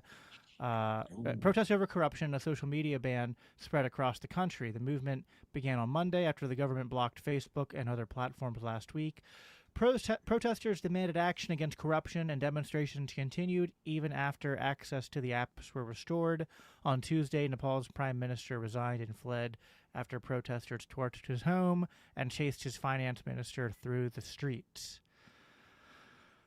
Man. This gets to what we were talking about earlier. Like, what do we? Is this what we want when we say we want to, that we as anarchists don't want to exist in a society with a state? And is this what, when we talk about political resistance, is this the shape that we would want it to take as libertarians? And then specifically, like in my case, as a Christian libertarian, I obviously I don't know that this is prudent or productive. I don't even know, like, is the outcome of this going to be a government that's less tyrannical than the previous one? We don't know. What do you guys think? Yeah, you make good points. I think I haven't followed this story closely enough. I really should get on top of it because it looks very interesting. But the first thing that came to my mind was the meme of that pastor that's like, Lord, I've seen what you've done for I others, know. and Yeah. I want the same thing for me. Yeah, I know what you mean. Yeah, I've seen that. What do you But think, Mark? Or sorry, guys, I don't mean to cut you off. You have anything else? yeah, this would be last resort if it really gets so bad. And man, sometimes you look at it and you're like, it is that bad. But I don't know. Yeah, I don't like violence. I don't think that's the best answer. Like you said, the next thing that takes over could just be something worse. So that's something you got to look out for. Mark, shower If you us in blink your quickly wisdom. enough, it looks like the Fed. So it's not the worst thing. So just saying, I'm not saying to do anything, but if you blink quickly enough and just it kind of almost looks like the Fed. So you get a little bit of joy. Yeah, this is the effect, right? Trump is not the cause of what's happening. Trump is the effect of the shoddy management that we've been under for all these generations and decades, for sure, because we were watching the politicians aging out, and just like there's no middle class, there's like no middle-aged politicians. It's like old and young. And that's kind of just as weird too, because you're not getting that full breadth of experience, ideology, whatever, to paint that. Now, that being said, we know it's just a system running the whole thing. This is what can happen. Now, it hasn't happened here, but that's not January 6th. I can tell you that. That's not what happened January 6th. No. So I think we're very capable of being able to do it properly, but I don't know if we will do it properly. I just think it's in us to be able to. I think my general belief is that a society that's capable of self-governance would not even need to resort to this level of violence to just start self-governing, right? Like, I think it has to happen organically. Like, maybe I'm wrong. Like, maybe it's possible a violent revolution happens, which I wouldn't support, and then the end result is more liberty. I'd be happy with the more liberty, but I would never be happy with like what motivates us. I mean, I think I speak for myself primarily, but I think I speak for all of us here. Like, what motivates us is that we are pro-peace. We're not pro-violence. We hate the state because it's violence. Now, someone can argue, and it makes some sense, that like because the state is violent, that what's going on in this video is some expression of defense from tyranny and from violence. And I get that. But yeah, you have to be careful. What's the you reap what you sow, I guess. Is what I, to invoke a biblical phrase here, and I don't know. The thing is, though, this does appear to be a reset. I mean, the revolution happened, right? There was a powder keg. World War I happened. World War II happened. So, it just does seem like this one seems more organic than like Maidan, which we could talk about, Jacob, forever, right? Yes, I will give you that. But to your point, coups happen all the time, and there's a hierarchy of them, right? And yeah, I mean, hopefully there's no Nazi militias in Nepal's forces. I'll just leave it at that. Move on to the next I'm curious. one. Does anyone know about the government stuff going on there? Because no one's talking about Somalia. If anyone doesn't know, Trump dropped at least 71 airstrikes on them this year, which broke his old record of 65 that he set in 2017, by the way, or no, 2019, I think. No one's talking about that. No one's talking about all this other stuff. Like, is Nepal one? Is there something about rare earth about Nepal? Is something structurally or really geographically or strategically important that for America that this benefits us? Or is this literally the Nepalese uprising, I guess? Yeah, I don't know enough. Like Jason said, I have to look into it more. And my wife told me she put this in here, and I was like, man, I gotta look into this more before the show, and I didn't get the time. So, and the Fed also. Yeah, always end the Fed. Yeah, I think you're right though, Jacob. And one point I want to add, one of my favorite things I've heard Spike Cohen ever say was, yeah, I'm an anarchist, and if I had a magic button to just turn the government off and it would cease completely, what would happen is not that would last. It's that everyone would go back to work, rebuild. They'd be like, what the hell did you do? And then go back to work rebuilding Yes. the same government or something worse, you know? So man, it's kind of cool to see people rising up against tyranny. That's great. But, you know, what's going to happen after this? I think you're right. It has to be organic. We have to build parallel institutions that don't involve coercive force. Yep, 100% agree. And two things about that. Remember, anarchy means no rulers, not no rules. Yep. And we believe in governance, not government. It's a very 100%. different thing.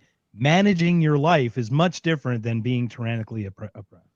And I'll plug our book here, Faith Seeking Freedom, which I've plugged on the show before. That's our flagship book here at LCI. And our question 26. Wait a sec. Are you saying there's a difference between governance and government? So yes, there is a difference. Yes, indeed. So this, I know what this is. It's going to be painful, but my wife sent it, and we're gonna view it.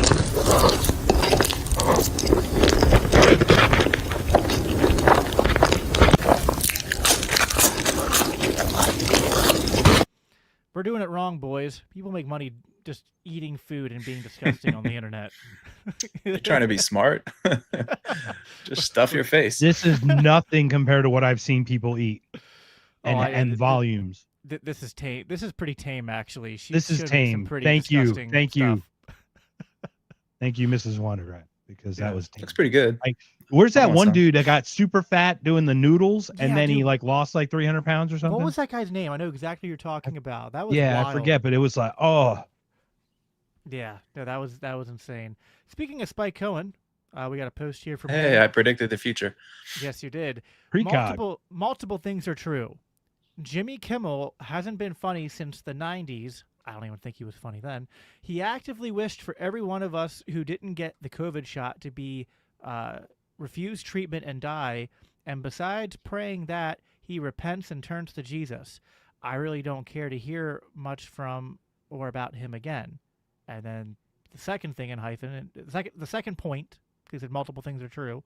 The second point is the FCC shouldn't exist, and the government shouldn't be pressuring private companies to deplatform people like they did to us during COVID and many other times.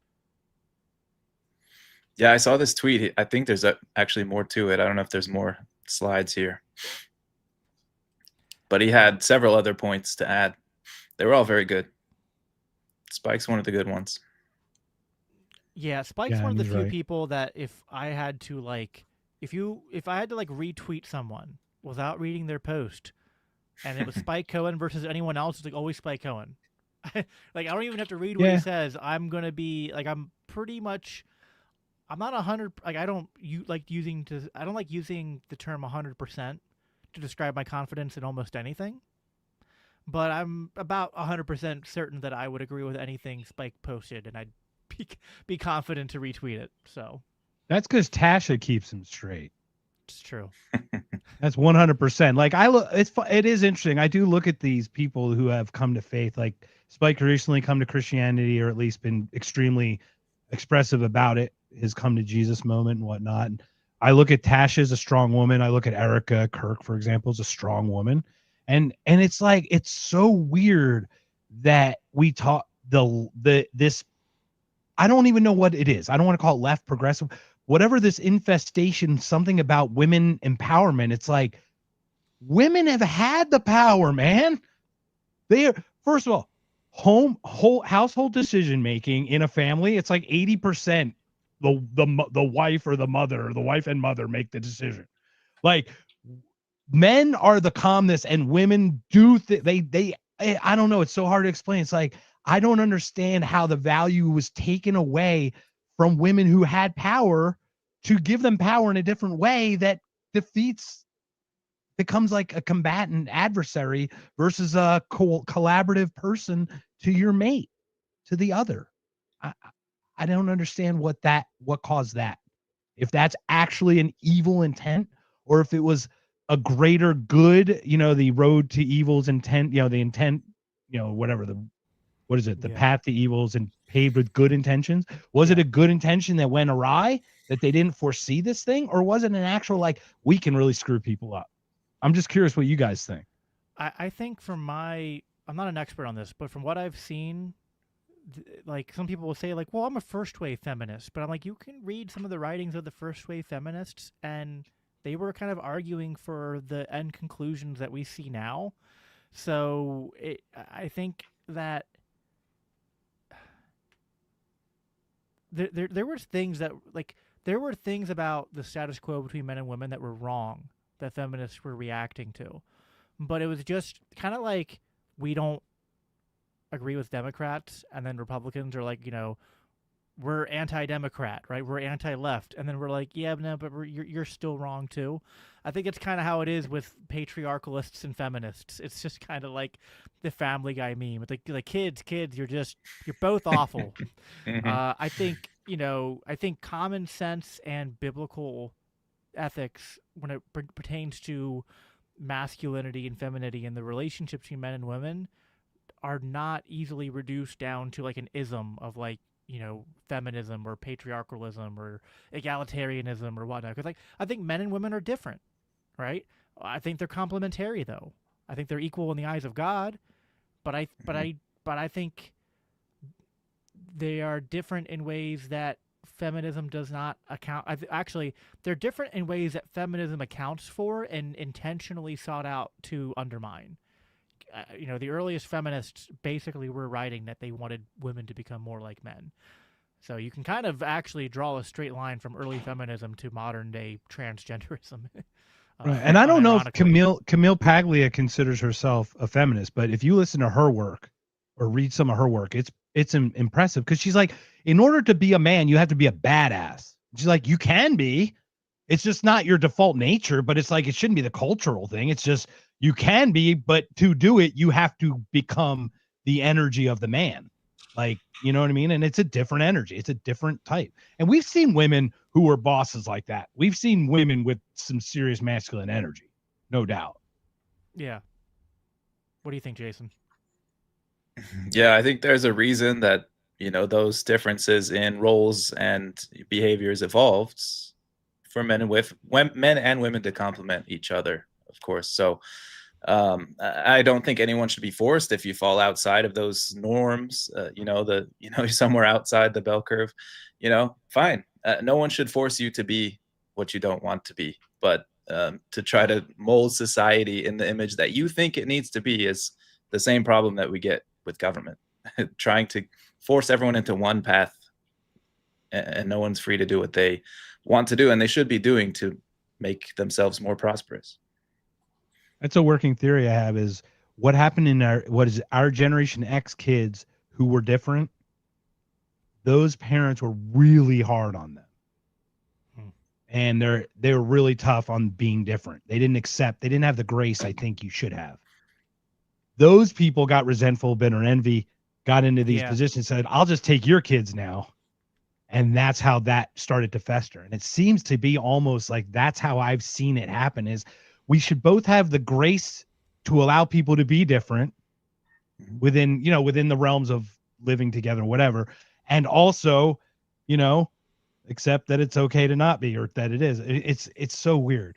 I think you can simultaneously recognize that men and women are different and that they have general, so every man is different from, so here's a better way to say it. We're all individuals, but if you kind of look at all men and all women, and you kind of mapped out characteristics and trends and personality traits and things like that, they're going to cluster. But you're going to get outliers. And I think the problem is the outliers, or people who notice the outliers, want to say, if it's clustering, it's tyranny, right? Like different outcomes is tyranny, it's evil. And that's obviously wrong. Then there's some people who go, oh, well, anytime anyone is an outlier, we have to punish them. And I don't think that's right either. I think you have to recognize the clusters, but allow for the variability of individuality, which sometimes that's where you get ideas like tomboys, and you get, men who I don't think that they're born gay. There's some men who maybe are born with more feminine temperaments and interests, but could be like Jordan Peterson. We brought him up earlier. He said this about himself, that his temperament and his interests are primarily more in the female domain, but he's still obviously a heterosexual male. I do wonder, and I know this is kind of like taboo in our culture right now, but there is no gay gene. I think that there is a genetic component to why people have homosexual desires. Like there's a genetic component to anything in life, right? But I think it is more an environmental thing. I think it is a convergence of many environmental factors, some of which are socialization, some of which are parenting, some of which are maybe, things in our food and our soils that the government's exposed us to over the decades.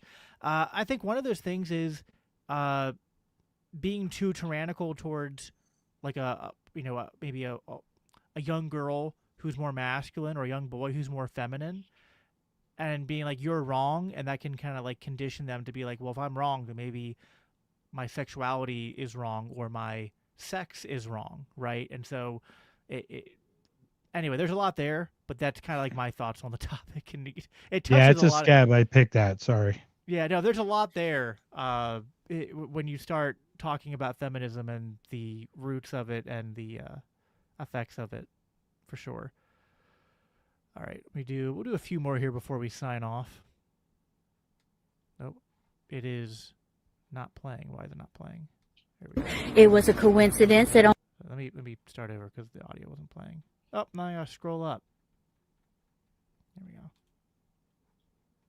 Memorial today on purpose. You hear me? On purpose. Do not let anybody tell you it was a coincidence that almost 80,000 people packed the stadium on the exact day of a solar eclipse, a new moon, and Saturn at opposition. That's not random. That's staging. That's choreography. And it wasn't for you. It was for them.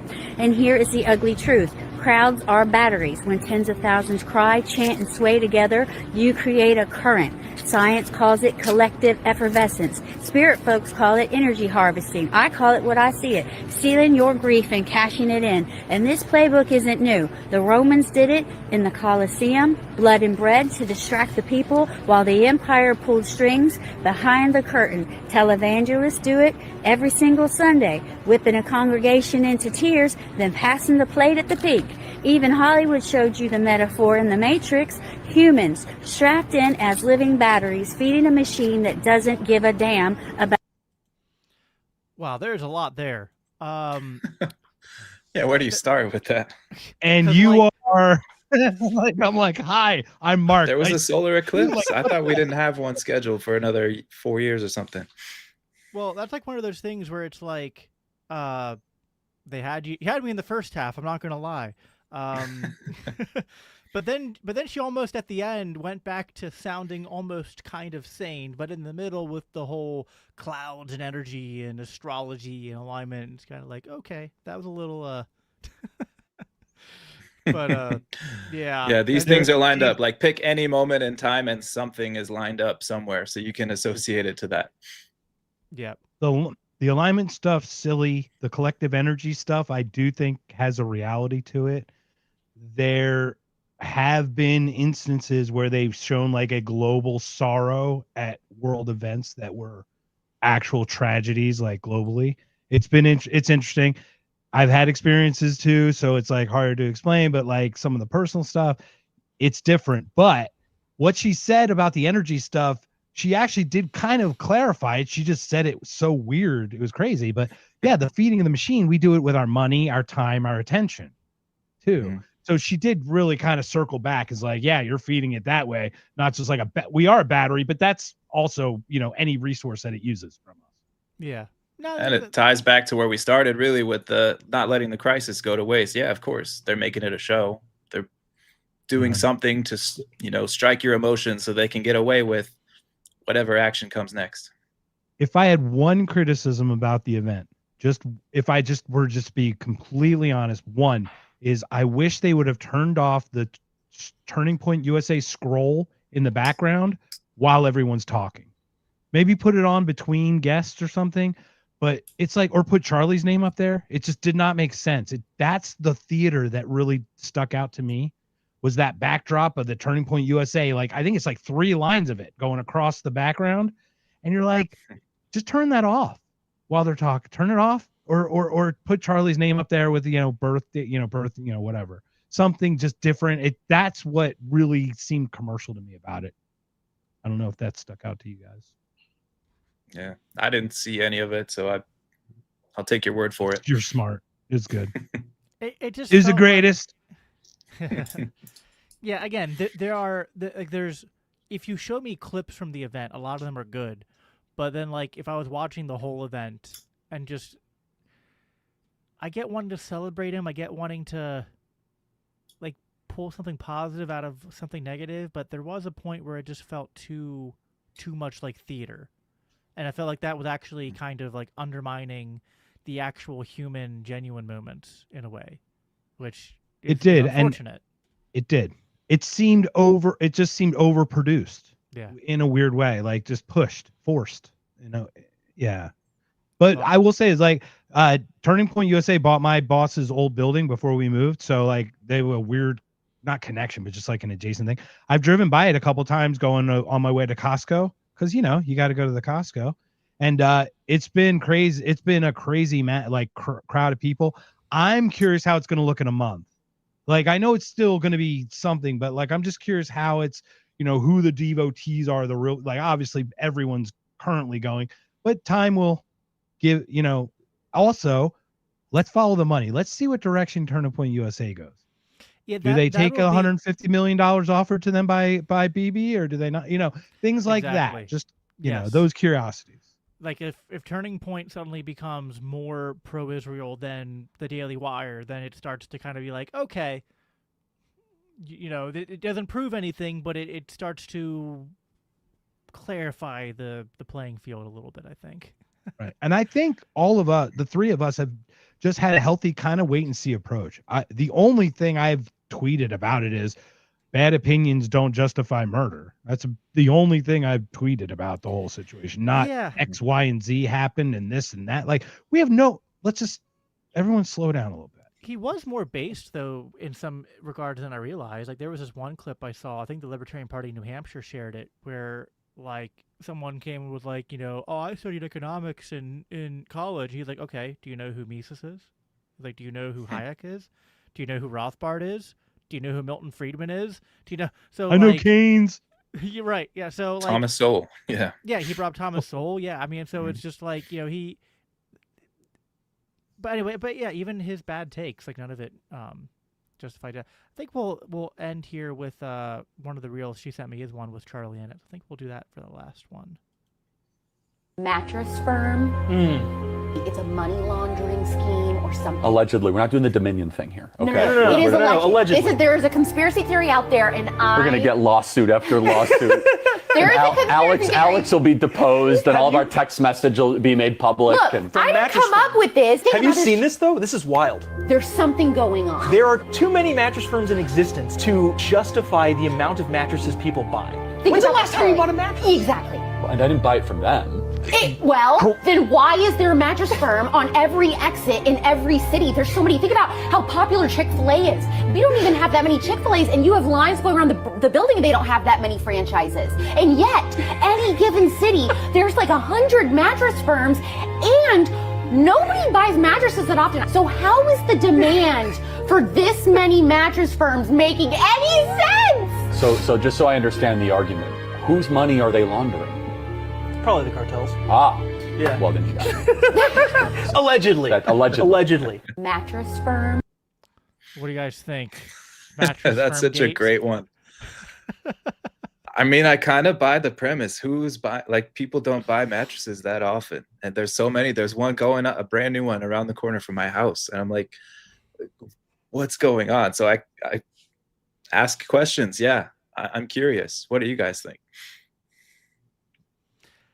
Yeah, I think I never bought a mattress from Mattress Firm, and I've only bought like a brand new mattress maybe twice in my life ever. So it's not often. So yeah, no, I don't know. At the same time, though, so if I was going to make a plausible explanation, like I can imagine the really like rich of the world might buy a new mattress like twice or 3 times a year, right? Maybe hotels replace. It depends on the hotel. Like some cheap hotels, they haven't replaced a mattress ever, but then there might be other ones that replace them frequently. But I don't know. I think you can. Yeah, but they're probably not going down to mattress firm to go. So I don't know. Like, I'm trying to come up with alternative theories, but it does seem like there's a lot. So I don't know. I mean, if you compare it with like other furniture stores, people also don't buy furniture that often, right? But there's probably way more furniture stores out there than mattress stores. I don't know the numbers. I'm just kind of thinking about all the stores around, but those are seems like that. individual furniture stores. They're not like furniture chains. The chains might have 3 or 4. Like to your point, the mattress firm's pretty crazy. That's interesting. Never really thought about it. But did you guys ever hear the Mountain Dew one?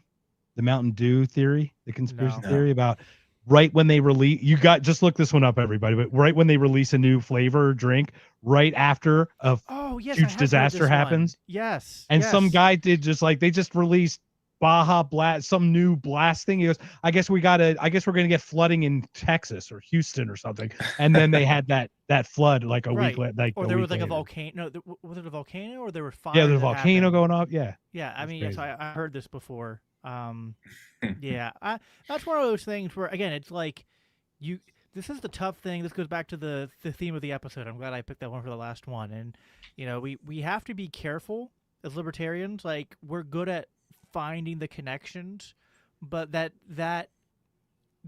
tool, that ability to draw connections, you can draw connections between unrelated things if you're trying hard enough. So you have to be diligent. You have to be patient. You have to, do the libertarian term. You have to have a low time preference. Charlie did a good thing there, asking that question. Like, who are they doing it for? Like, let's have some follow up and see. Okay, is there really anything behind this? Could anyone be benefiting from this? What's really going on? And maybe you find something, and maybe you don't. But sorry, Mark, go ahead. No, not at all. It's just pattern recognition is what we have to look. We can't force patterns. To Jacob's point, right? We have to see that the patterns are there. We just have to see when they exist, right? We have to kind of know those templates or know the general pattern, the general shape of them and things like that. So we shouldn't force things though. That's what we have to be very careful about. Like people are still talking about Thomas Massey's wife being killed by Israel. And I put something up on the Thomas Massey thing and somebody said, well, his wife, I said, I'm not on a side of this, but I met Thomas like 2 weeks after his wife's passing. He said he cried all night so he wouldn't cry that day. It was at Freedom Fest. It just happened to bump into him like first thing in the morning. He was just sneaking in. And it was just amazing. He has no claims about his wife being associated with any kind of bad things happening to her because of that. So like, we have to be very careful about these things just as much as when we recognize that something is sticking out. Yeah. Go ahead, Jason. Sorry. Can I share something? Because I've been thinking about the coincidences, and I read something in this book, Scott Adams' Loser Think. He says coincidences usually mean nothing, and they are the fuel of confirmation bias. If your argument depends on not knowing how else to explain a coincidence, you have a poor imagination, not an argument. So I thought that was good. And I think that's both of you made really good points. And I would try to bring a third point here, which is that we know the times where Israel is to blame. And if we start doing Israel did it to everything, we make anytime we say that Israel did something sound like it's part of some, wacky kook job, like, it's just these weird anti-Israel, anti-Semitic, lunatics on the internet that blame Israel for everything. And it's like, no, I want to distance myself from that crowd so that my criticisms actually have weight to be like, and it's not Israel any more than it's America. It's the government, right? Like it is always government though. like Charlie Kirk actually said this when one of his recent things about Israel before he died, which is that like he actually did understand some of the criticisms about Israel's government and their treatment of the Palestinians and their reaction after October 7th and their maybe like undue influence in American politics. And yet he's like, but I love Israel because it protects the holy sites. And I do find their culture and their people to be like, we have more in common with them than we have with a lot of the countries in the region. And I'm like, that's kind of my take. I don't hate Israel, the people or the nation or the concept, any more than I hate America or the people or the nation or the concept. We just hate violence. We just hate governments that when governments or anyone hurts innocent people. And we hate when politicians lie and steal and bribe and conspire. And that absolutely happens. And so I'm going to call it out when my government does it. I'm going to call it out when the Israeli government does it. But I'm not just going to start kind of lazily, like, what's that one guy's name? Guy with the mustache. I'm forgetting his name right Ian now. Carroll? Ian Carroll. Yeah, I'm just going to, He has Israel has did it. taken a step back since. He definitely overstepped. He definitely got over it ahead of his skis. No doubt. Yeah. No doubt. And it's like, just again, show us the evidence. Show us what I think it makes much more. Now, there are things about the official narrative, again, that we can question. Someone made a comment earlier, which I forgot about this point, that what they released as like the text messages between him and his father or him and his trans partner, I was like, okay, no, that looks That's 100% made up. Yeah, Like that. yeah. That's I don't know if you not saw real. Free's comment. He said they admitted they rewrote them. Okay, yeah. So like maybe there's an So explanation. they must have read them and then paraphrased them. Is that what they're claiming now? Is I that the don't claim? know. That's crazy. That's absolutely crazy. How that guy just gets off for just the incompetence of these people. But if I may, the thing is, like, I know the dust is going to settle on Charlie, and people are going to stop deifying him, and people are going to stop vilifying him. He's going to settle clearly in the middle, right? Obviously, we all think he was a solid guy. But if you do take a step back, watch Larkin Rose's point.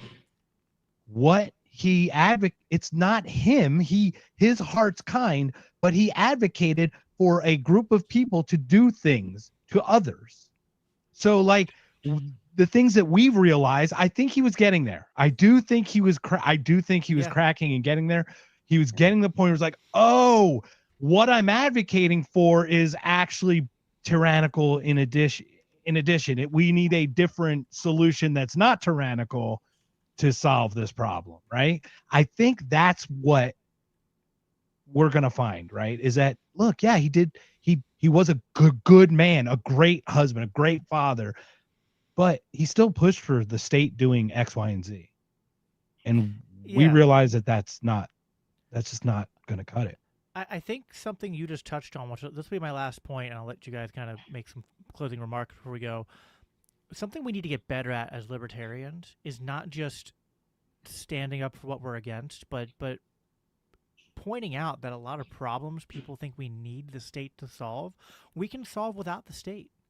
Like, there are sometimes legitimate problems that conservatives and liberals are reacting to. Like, I'm not for ICE or mass deportations or closed borders, but I'm not going to ignore the fact that open borders under a state paradigm causes issues, right?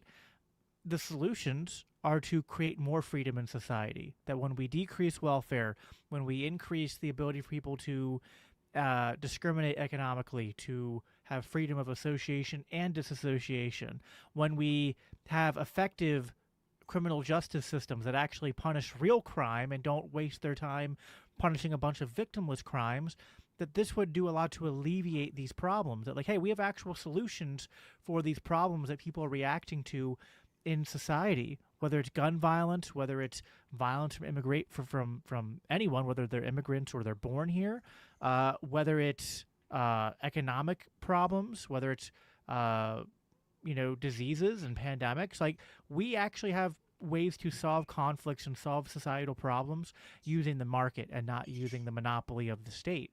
And so we have to remember that part of our philosophy and our, what we bring to the table as libertarians to be, because sometimes you won't always convince people by just knocking down their ideas. Like, that's wrong, that's wrong, that's wrong.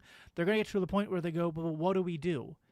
And that doesn't mean we're going to have the answers to everything, but if we have, just figure out what we do have the answers for and advertise them more and advertise more the ability of the free market to figure out the things we don't know, that's going to go a long way too. Because to your point, I think a lot of people are like Charlie Kirk. They're good at heart, and they don't recognize what the state is, what laws are.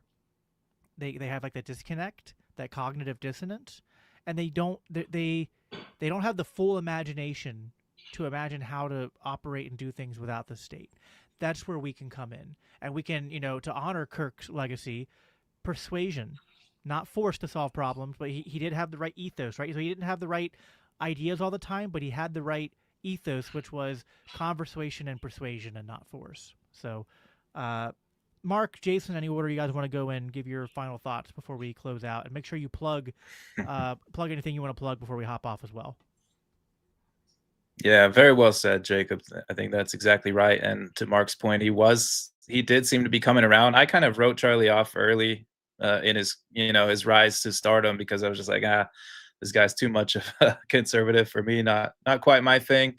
But listening to some clips after the fact, after he's been killed, I'm like, man, okay, he was maybe coming around on some of these things that we are all aligned on. And who knows, he was an insane talent, regardless of whether you like his message or not. He was talented at doing it. And he could have been a great voice for liberty had he kept that trajectory. So it's very sad. And of course, I feel most of all for his family, his little daughters, who will have to grow up without a father now. It's horrible. But anyways, that being said, thank you so much for having us on. Please come check out If by Whiskey, everybody watching. Again, we're on Monday nights live at 8 p.m. Eastern, or come check it out anytime. YouTube, Rumble, wherever you get your podcasts. Yeah, I think we're going to do an If by Mattress Firm on October 5th. We might have to. So we're off September 29th, just next week. So thank you so much, first of all, for everyone who jumped on. Jacob, thank you for the invitation. This conversation it's just great to have in this way that none of us we're just looking at things as objectively as we can without too much judgment. Where any judgment comes with the grace that we judge as well. So hopefully, it's more for education and just for learning these things. So we're so grateful for everybody who showed up. I have a feeling there's a lot of people on, because I don't even see a number, but it's probably pretty big. So thank you very much for everybody who joined us. But Jason over there, dude, you're going to be a father in December. Baby girl coming. I'll be your human shield, bro. You can hold me. I'll stand. You just human shield me, man, because it's not cool. Thanks, buddy. I don't want to see that happen to you. Everyone be safe out there. Just be vigilant. I'm not going to lie. This incident has caused me to reassess whether I want to carry. I'm always concerned because I'm with my girlfriend most of the time, and I know how she feels about it, and it's hard to be dance the line of personal feeling and the other side of the anxiety, so we got to be more calm presences to all our people. Be a man, be the man. Yeah. We did one on masculinity. We know that Tim Walls knows everything about it. Gosh. All right. Well, thank you again, Jacob. Yeah, no, thank you guys for joining. This was a great conversation. I think, I agree with everything you said, Mark and Jason. I think we kind of showcased here, kind of this was the libertarian ethos, and I would even argue the Christian ethos on display here. So just conversations like this are what we are all about. Make sure you subscribe to their shows and to mine. We are also on Mondays. We're usually on an earlier time, though, so there won't be a conflict. We're usually on at 6:30 or 7. So catch us on Mondays. Usually they're live, and check out our other shows at the Libertarian Christian Institute by going to christiansforliberty.net. That's all we have for you guys. So we'll be talking again